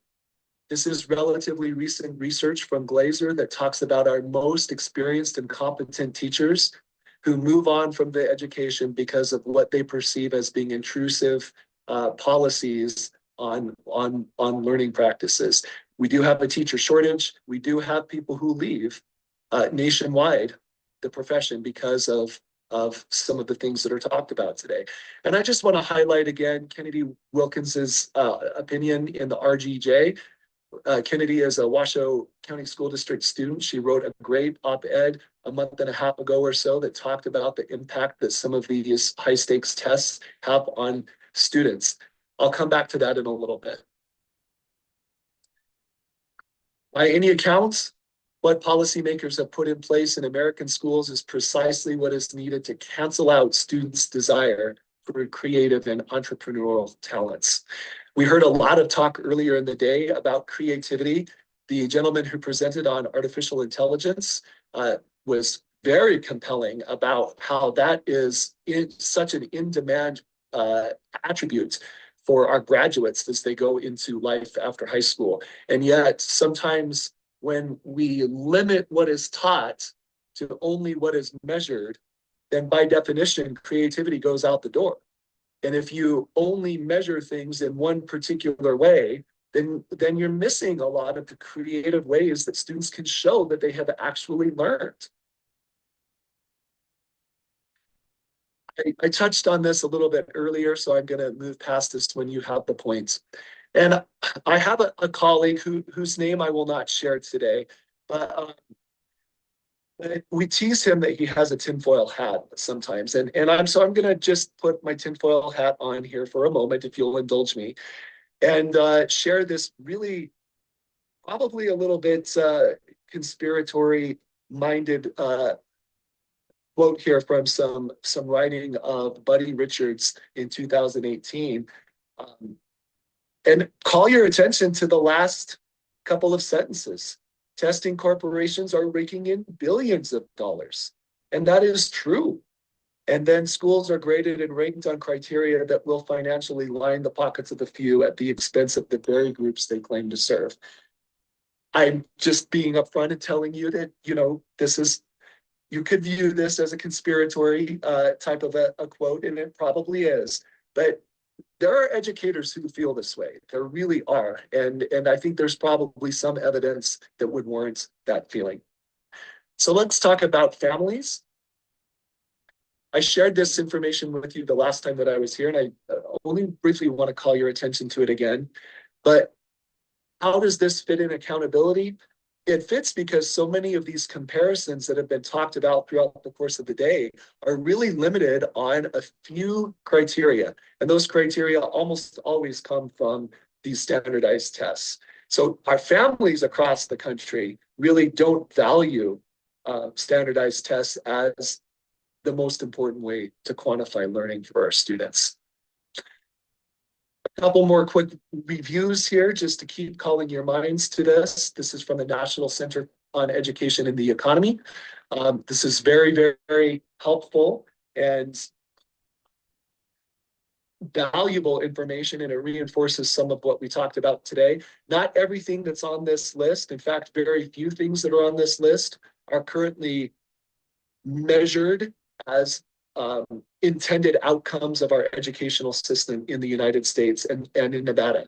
And probably there's a lot of them that can't be measured. And as a system, we have to come to some type of comfort with that discomfort, that we may not be able to gather data on some of these things.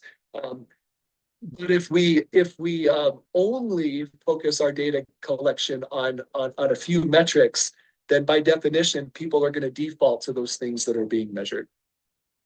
And last on the review slides here, I really want to, again, amplify the idea that student voice, oh my gosh, it is so important. I told you before that my lens is as a current practitioner. You all know that besides being the superintendent that I teach every day still, our students in 2024 are so different than they were even just 5 years ago before COVID. If our students do not see value in the types of activities and actions that they're being asked to do, they simply disengage. They use their agency whether we plan for that or not. So let me give you an example. You had a presentation about ACT data earlier today. Every junior in Nevada takes the ACT.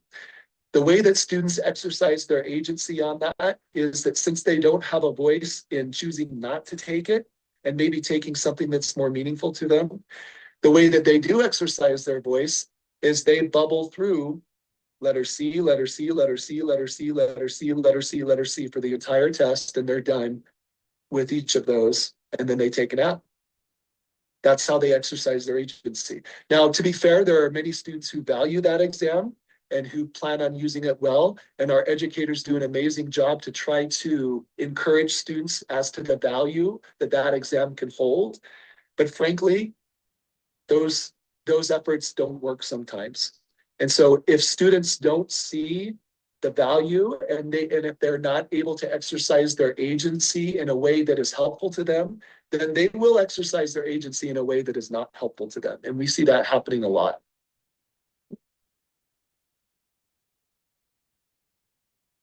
You heard a little bit today about acing accountability.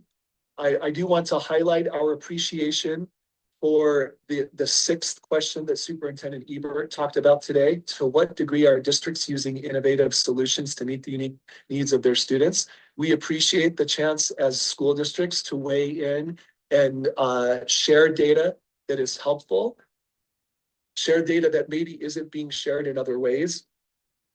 But I also just want to point out that most of the metrics that are in acing accountability really do double down on standardized tests and this very kind of narrow vision of what education is supposed to look like.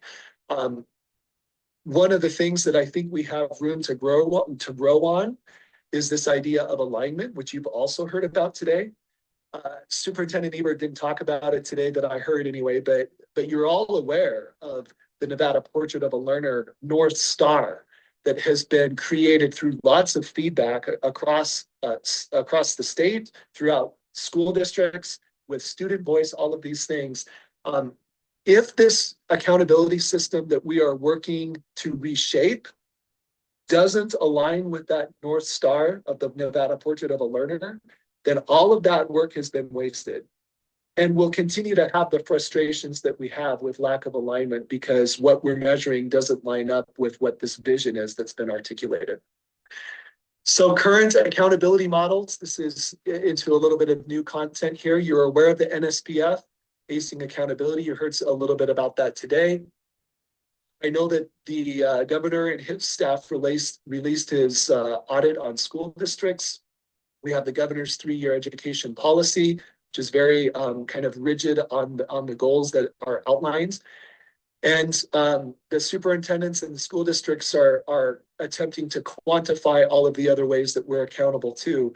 And in one case, there are more than 400 reports that are provided to various entities where accountability is required. So I think there's some discussion about what does accountability actually mean. I do think that there are different versions of that right now. This is what our version is as superintendents. I've showed you this before, but I really want to highlight just maybe 3 of these items and ask you to think deeply about them. Compliance-based on the left to benefits-based. This really is a shift in mindset more than anything else. It's a shift in we have to have a hammer in order to get people to do their jobs. That's the compliance-based versus how do we celebrate and amplify the benefits that a system or an organization or a teacher or a student bring to the table?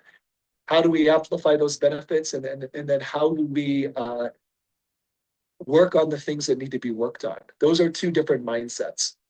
I also want to highlight the top-down versus co-created.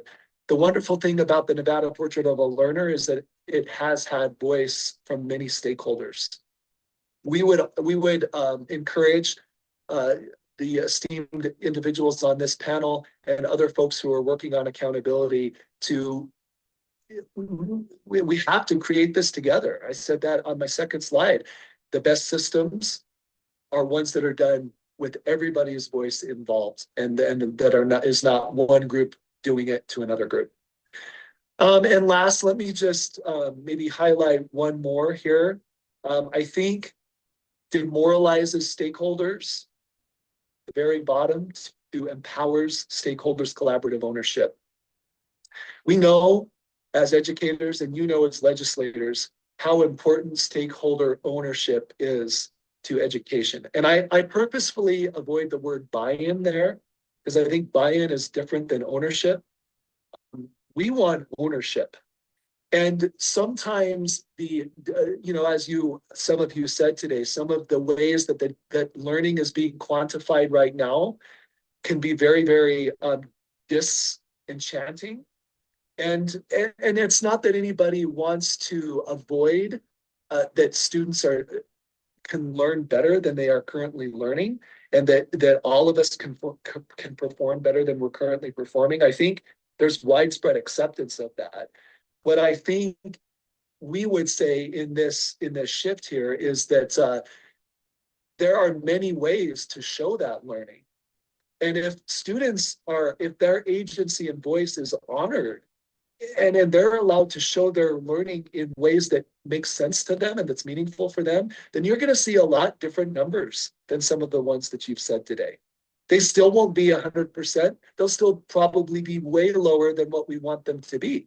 but it'll be a more realistic conversation. And in the process, people will be empowered to own the problem versus trying to, shift blame and all of those other things that we see happening sometimes. What are some of the things that are currently going on? You're aware that individual school districts are being asked to share some of their data and some of their thoughts to the IFC Subcommittee on Educational Accountability. That's new. The Commission on School Funding is tackling this problem.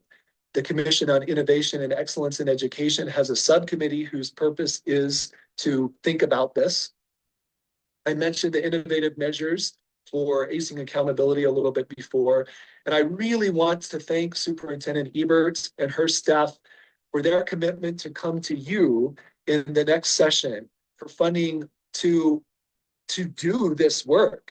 It is going to take some money. It does need to be thoughtful. And as said before, it's going to be messy and nonlinear, but there needs to be a specific task force, if you will, to sort through this problem and figure out how to incorporate these voices and how to change the system in a way that is going to help us to move forward in the way that we want to move forward. A couple of things that I think you would like to know about that are also currently underway.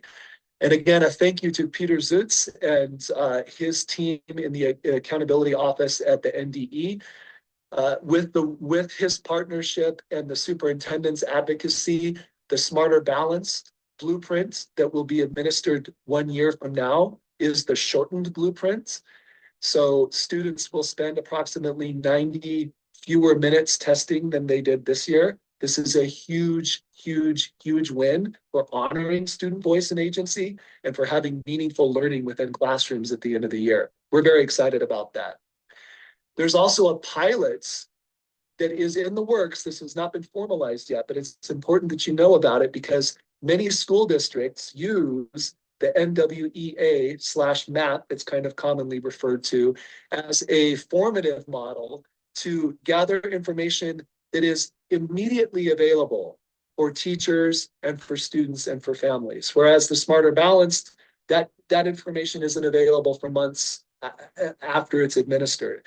So there is a pilot that the NEE team is working on, and if that is approved, then the districts who opted into that will be able to forego the Smarter Balance and save another several hours worth of testing time and instead administer the NWEA, which they're already doing, and have that feed into the current accountability model with NSPF. Again, districts are extremely excited about this. I've shared this with several of my teachers. I just had a discussion with them about this yesterday, and I can't even tell you how elated they were to have fewer testing requirements and to be able to have a more meaningful source of data collection that is readily and immediately available to them and their families versus waiting on the Smarter Balance. So that's very exciting. The Technical Advisory Group is a working group of school district folks along with Peter and his staff at the NDE, and they have made and are in the process of making some recommendations about the student engagement indicator on the Nevada School Performance Framework. If you recall, when I was with you last time, I talked about chronic absenteeism, which again, nobody's going to argue that that's unimportant. It's just that there are many other measures of student engagement as well. And capturing those is a part of telling the story and allowing for a school or a district who has experienced a lot of growth in reducing chronic absenteeism, but maybe still hasn't met the benchmark is also an important part of that process. And then last, this collective desire, which I think, and I hope that you share, I know I've heard this expressed with Superintendent Ebert among my colleagues, and then with the Commission on Innovation and Excellence in Education, that whatever is created needs to be aligned with this North Star if we actually intend to use the North Star as a North Star. I appreciate your time, and I know that it's the end of your day, so I'm gonna just try to drill in on a couple of things and not hit everything here. But I think there are questions about, gosh, Are all of the discussions that are going on about accountability, are those, is there enough overlap and synergy there for progress to be made? Or are there just too many cooks in the kitchen? That is a real concern. And you can see these other questions here. I know that you have this, so I'm not going to go over them. Okay, let me, as a practitioner, because this is my unique lens, if I may, I'd like to share a couple of ideas about what superintendents believe could be helpful in measuring, understanding, again, that not everything that counts can actually be counted. These are some examples of student engagements that are not accounted for in any measure of accountability right now. Now, as a fine arts and performing arts teacher, I'm going to say I'm kind of offended that some of these things aren't accounted for. My students come to school every day to come to my class. They come to school for other reasons too, but they come for my class. And if we really want to capture student engagement, we need to find a way to measure and to quantify and to report and to share the successes of all of these organizations that are not only focused on literacy and math and science, because these are the ways that students learn some of those skills that are on the NCEE slide, like analytical thinking and creativity, curiosity, problem solving. These are the types of things that students, and not to say they don't learn them in English and math too, because of course they do, but they're amplified and really refined in these other types of activities. Whoops, I didn't mean to do that, sorry. Policy that encourages these asset-based practices is more helpful than policy that sanctions students or schools based on a perceived deficit. That's what I would ask you to consider as a policy point. This is data, and you've heard a lot of information about this earlier today. Some of this is captured in the NSPF, but a lot of it is not captured in the NSPF. Some of it's captured in ACing accountability. Some of it's not captured in ACing accountability. Some of it's not there at all. And so again, schools and districts are placed in a tough spot when they might have their own internal vision of what learning is, and it might not completely align with what's being measured at the state level. And so sometimes tough choices have to be made. I'm going to tell you that this right here is even more meaningful data. But again, not all of this is explicitly connected to like a measurable, quantifiable outcome. But for example, let me focus on the student-led conferences idea here. There's emerging research about metacognition, learning to learn, which one of the presenters talked about earlier today, that as students are able to authentically share in their own language, in their own manner, what they have learned that's aligned with the grading scales, the outcomes of the course, and how it connects to their future. There's emerging research that talks about how promising of a practice that is, and how students begin to then own their deficits and make plans to improve. And again, this is honoring student agency and voice and bringing them into the conversation versus having them feel like they're objects that are being acted upon by everybody else.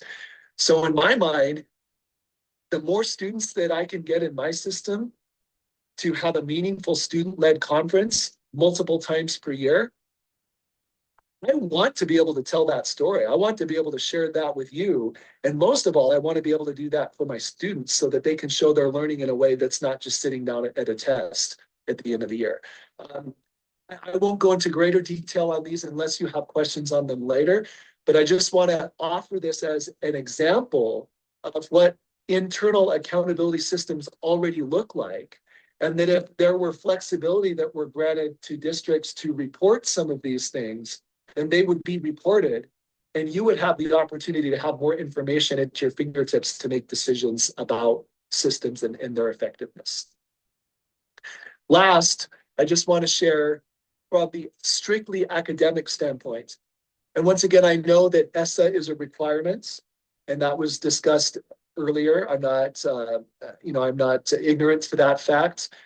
But we have to continue to push for that policy to change too, if we actually want to honor personalized learning. I've heard that phrase used multiple times today. And I just want to highlight again that if we personalize learning on the input side of things, which your committee and many others and what educator is going to argue with that? What system doesn't want to personalize learning for students? Everybody wants a more personalized system. But if the only way that we personalize is on the inputs and we still measure learning in the same old standardized way, then that is not personalized learning. We're going to have a disconnect there. So we have to give options to kids. And what's wrong with, despite what ESSA says, pushing for policy that allows students options in the ways that they show their academic learning? What if a student wanted to take the Smarter Balanced and the MAP, and they wanted to do a portfolio, and they wanted to present evidence to a committee? Wouldn't we want to say, absolutely, please do all of those things? But what if a student really didn't want to do all of those things? What if they only wanted to do one of them? And if maybe they didn't show their competence in that one, what if then we could come back and say, okay, you're not there yet, my friends.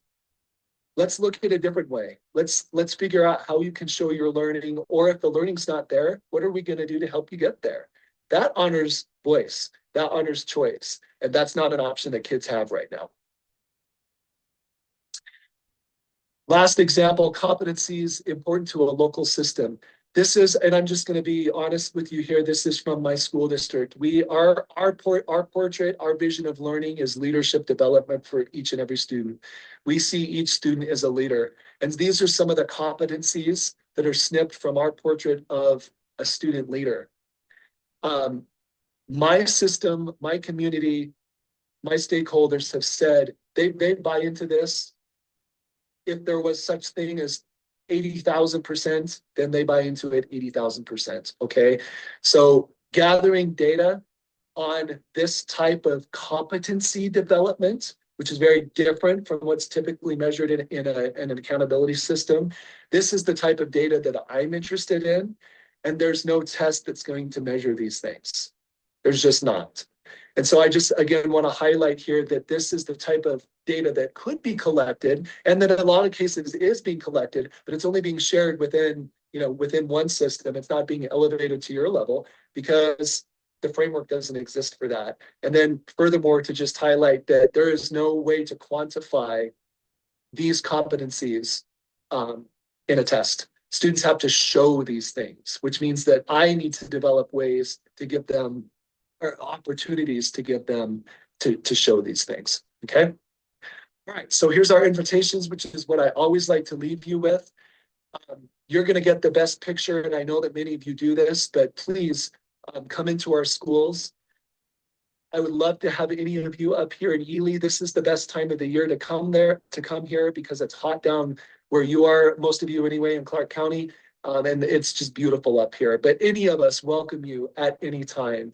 We all have our cell phones publicly available. We answer our phone calls. We return texts. Come and see for yourselves. And then to encourage you, and I just want to appreciate you so much for this partnership and the opportunity and the invitation to come and share what our perspective is and to add our voices to what's already been said today. We know that you're champions of education and that you want the system to be the best that it can be for students. And we thank you for that so much, and just ask for your continued support in advocating for policy that does offer flexibility and personalized ways for learners to show what they know. And with that, if you have questions, Madam Chair, thank you so much again for this opportunity. I don't think we have any questions. Oh, okay. I will say one thing. I did go to read Kennedy Wilkins' op-ed, and fortunately, I'm not a subscriber to Reno's paper. So if we could get a copy of it, I would love to read it. Senator Beck. Thank you so much, Superintendent Young. I just wanted to reiterate that I know that the ESSA mandates the SBAC, for math, reading, and science. And I guess my question to you is, do you have to throw that out in replace of the other, or why can't we still assess in your mind, why can't we still assess math, reading, and science? And then yes, build in maybe the extra extra assessments that you're talking about that are more fluid or not as quantifiable. That was question one. And then question two, so student voice. In the last legislative session, we had students come and talk to us often in the education committee. And some of them stated that, yes, it's really hard to have a substitute in math where the teacher isn't necessarily competent. And my inner Bill Hanlon's coming out, but the substitute teacher is not necessarily competent in the subject matter. And so I definitely think that is an issue that we need to make sure that there are qualified math teachers in particular in every single room, especially in our most at-risk areas. And so I think focusing more on making sure that students do meet those, those levels of proficiency is just like being adequate. And then yes, having, different ways in which they can highlight their strengths for sure. But you have to budget, you have to be able to do math, you have to be able to read as an adult.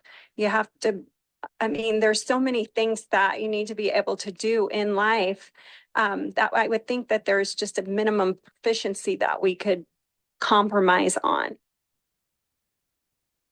Thank you, Senator Buck. Adam Young to respond to that question. And I just want to say on behalf of the superintendents and certainly from myself, I was a high school principal for 13 years and math achievement was one of my priorities to every single one of those years, and it remains so.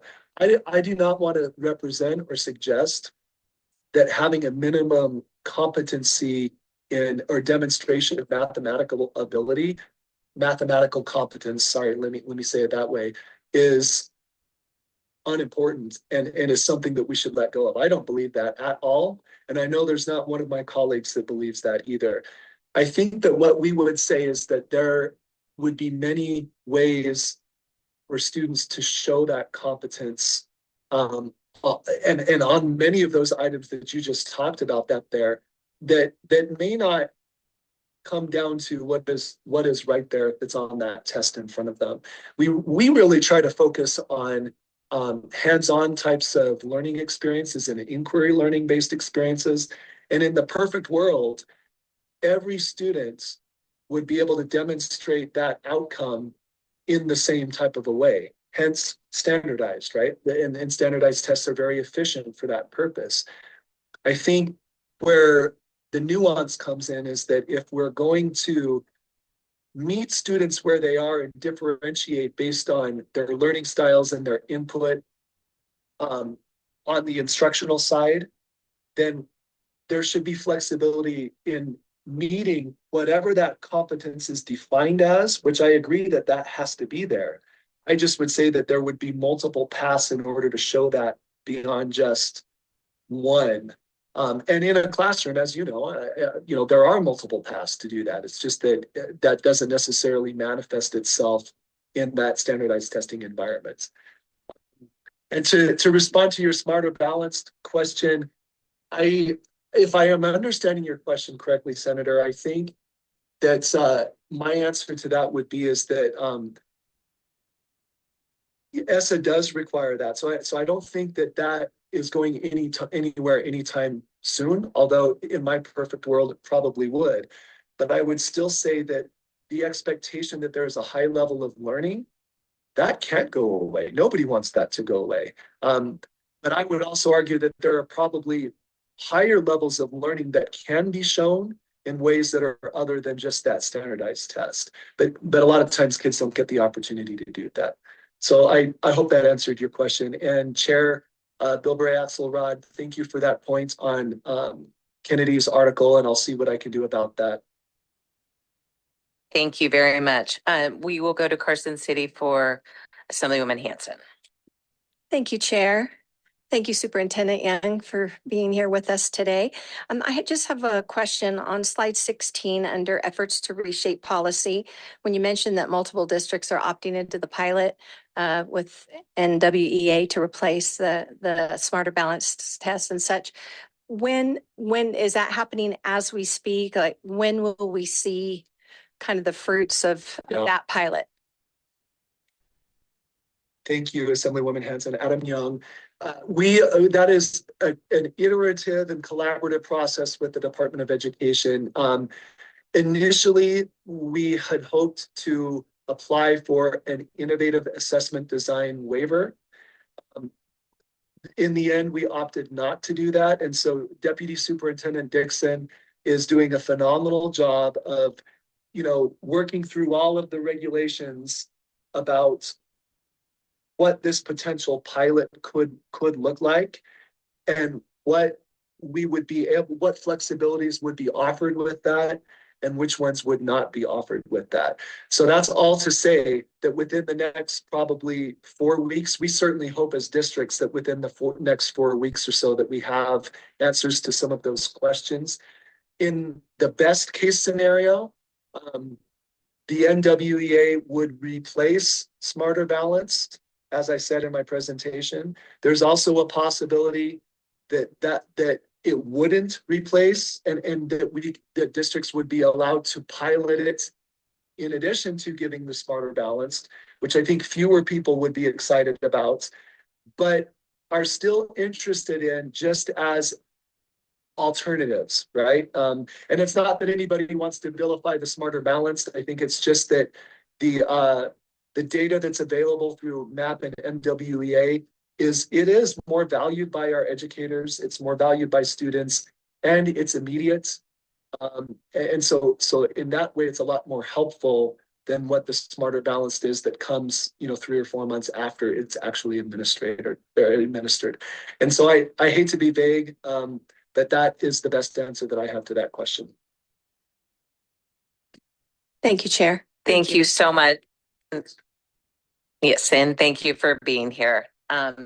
With that, we will move on to agenda item 12, which is public comments. We have cleared the room in Las Vegas, so we do not have public comment here. Carson City, do you have any public comment?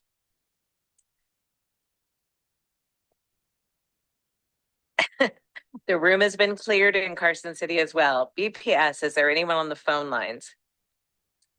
Thank you, Chair. If you had called and would like to provide public comment, please press *9 now to take your place in the queue. Again, if you would like to provide public comment, please press *9 now.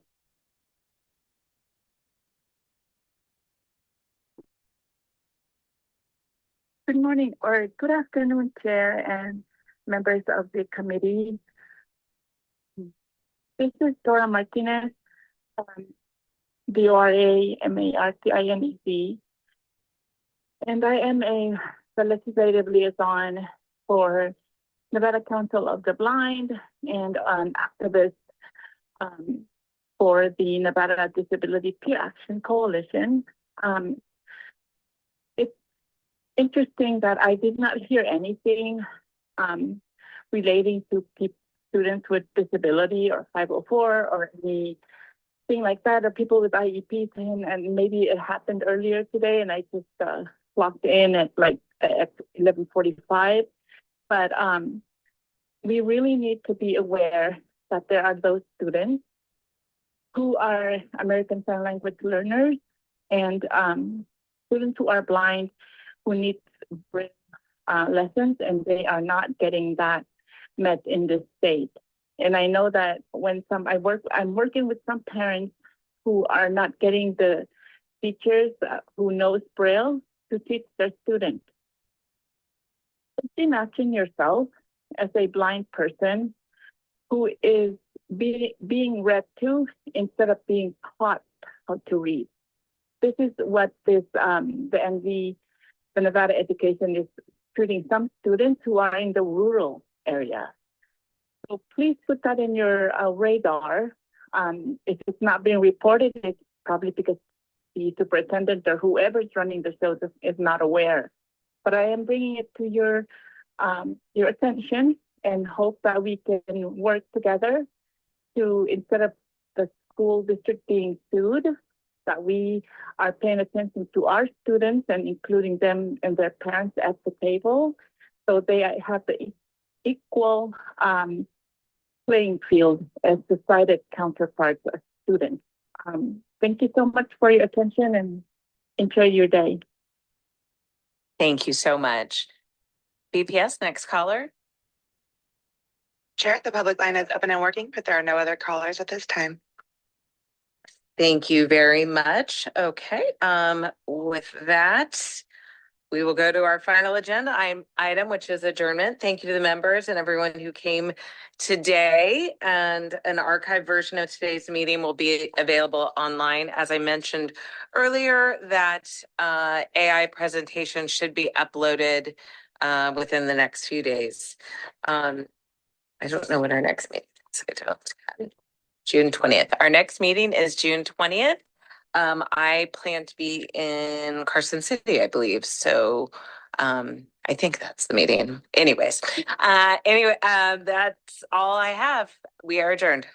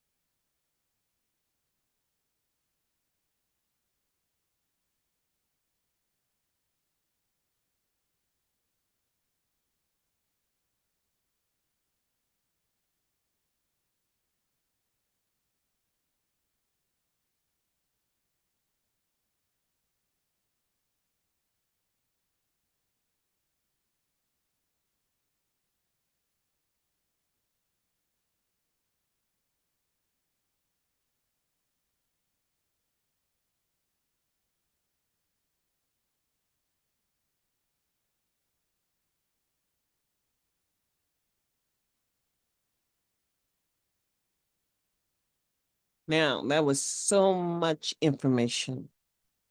I hope it wasn't overwhelming, but it was real. In the year of 2024, we as Americans have to have a seat at the table to talk about what works and what's not working for our local community. My challenge is that there are so many African American people in leadership here, yet their representations represent their jobs, not our people. We, the people, have an obligation. That's why the gift is yours. Unity within the community, where we all have to stand for something or we fall for everything. In the year of 2024, I say like, I say share, and I say find my podcast over there on Spotify, Parent Empowerment Half an Hour. Or you can follow me on Podbean or just on YouTube, Darlene Anderson 1958. But until we meet again, I say like, I say share, and I say it was a long day, but it was important for you to hear every bit of what you saw. And please share. Y'all have a blessed day now. E-purpose, out of many there's one, but out of one there may be none. What are you willing to do in the year of 2024? I say like, I say share, I say let's just ride the wave together. Y'all have a blessed day now.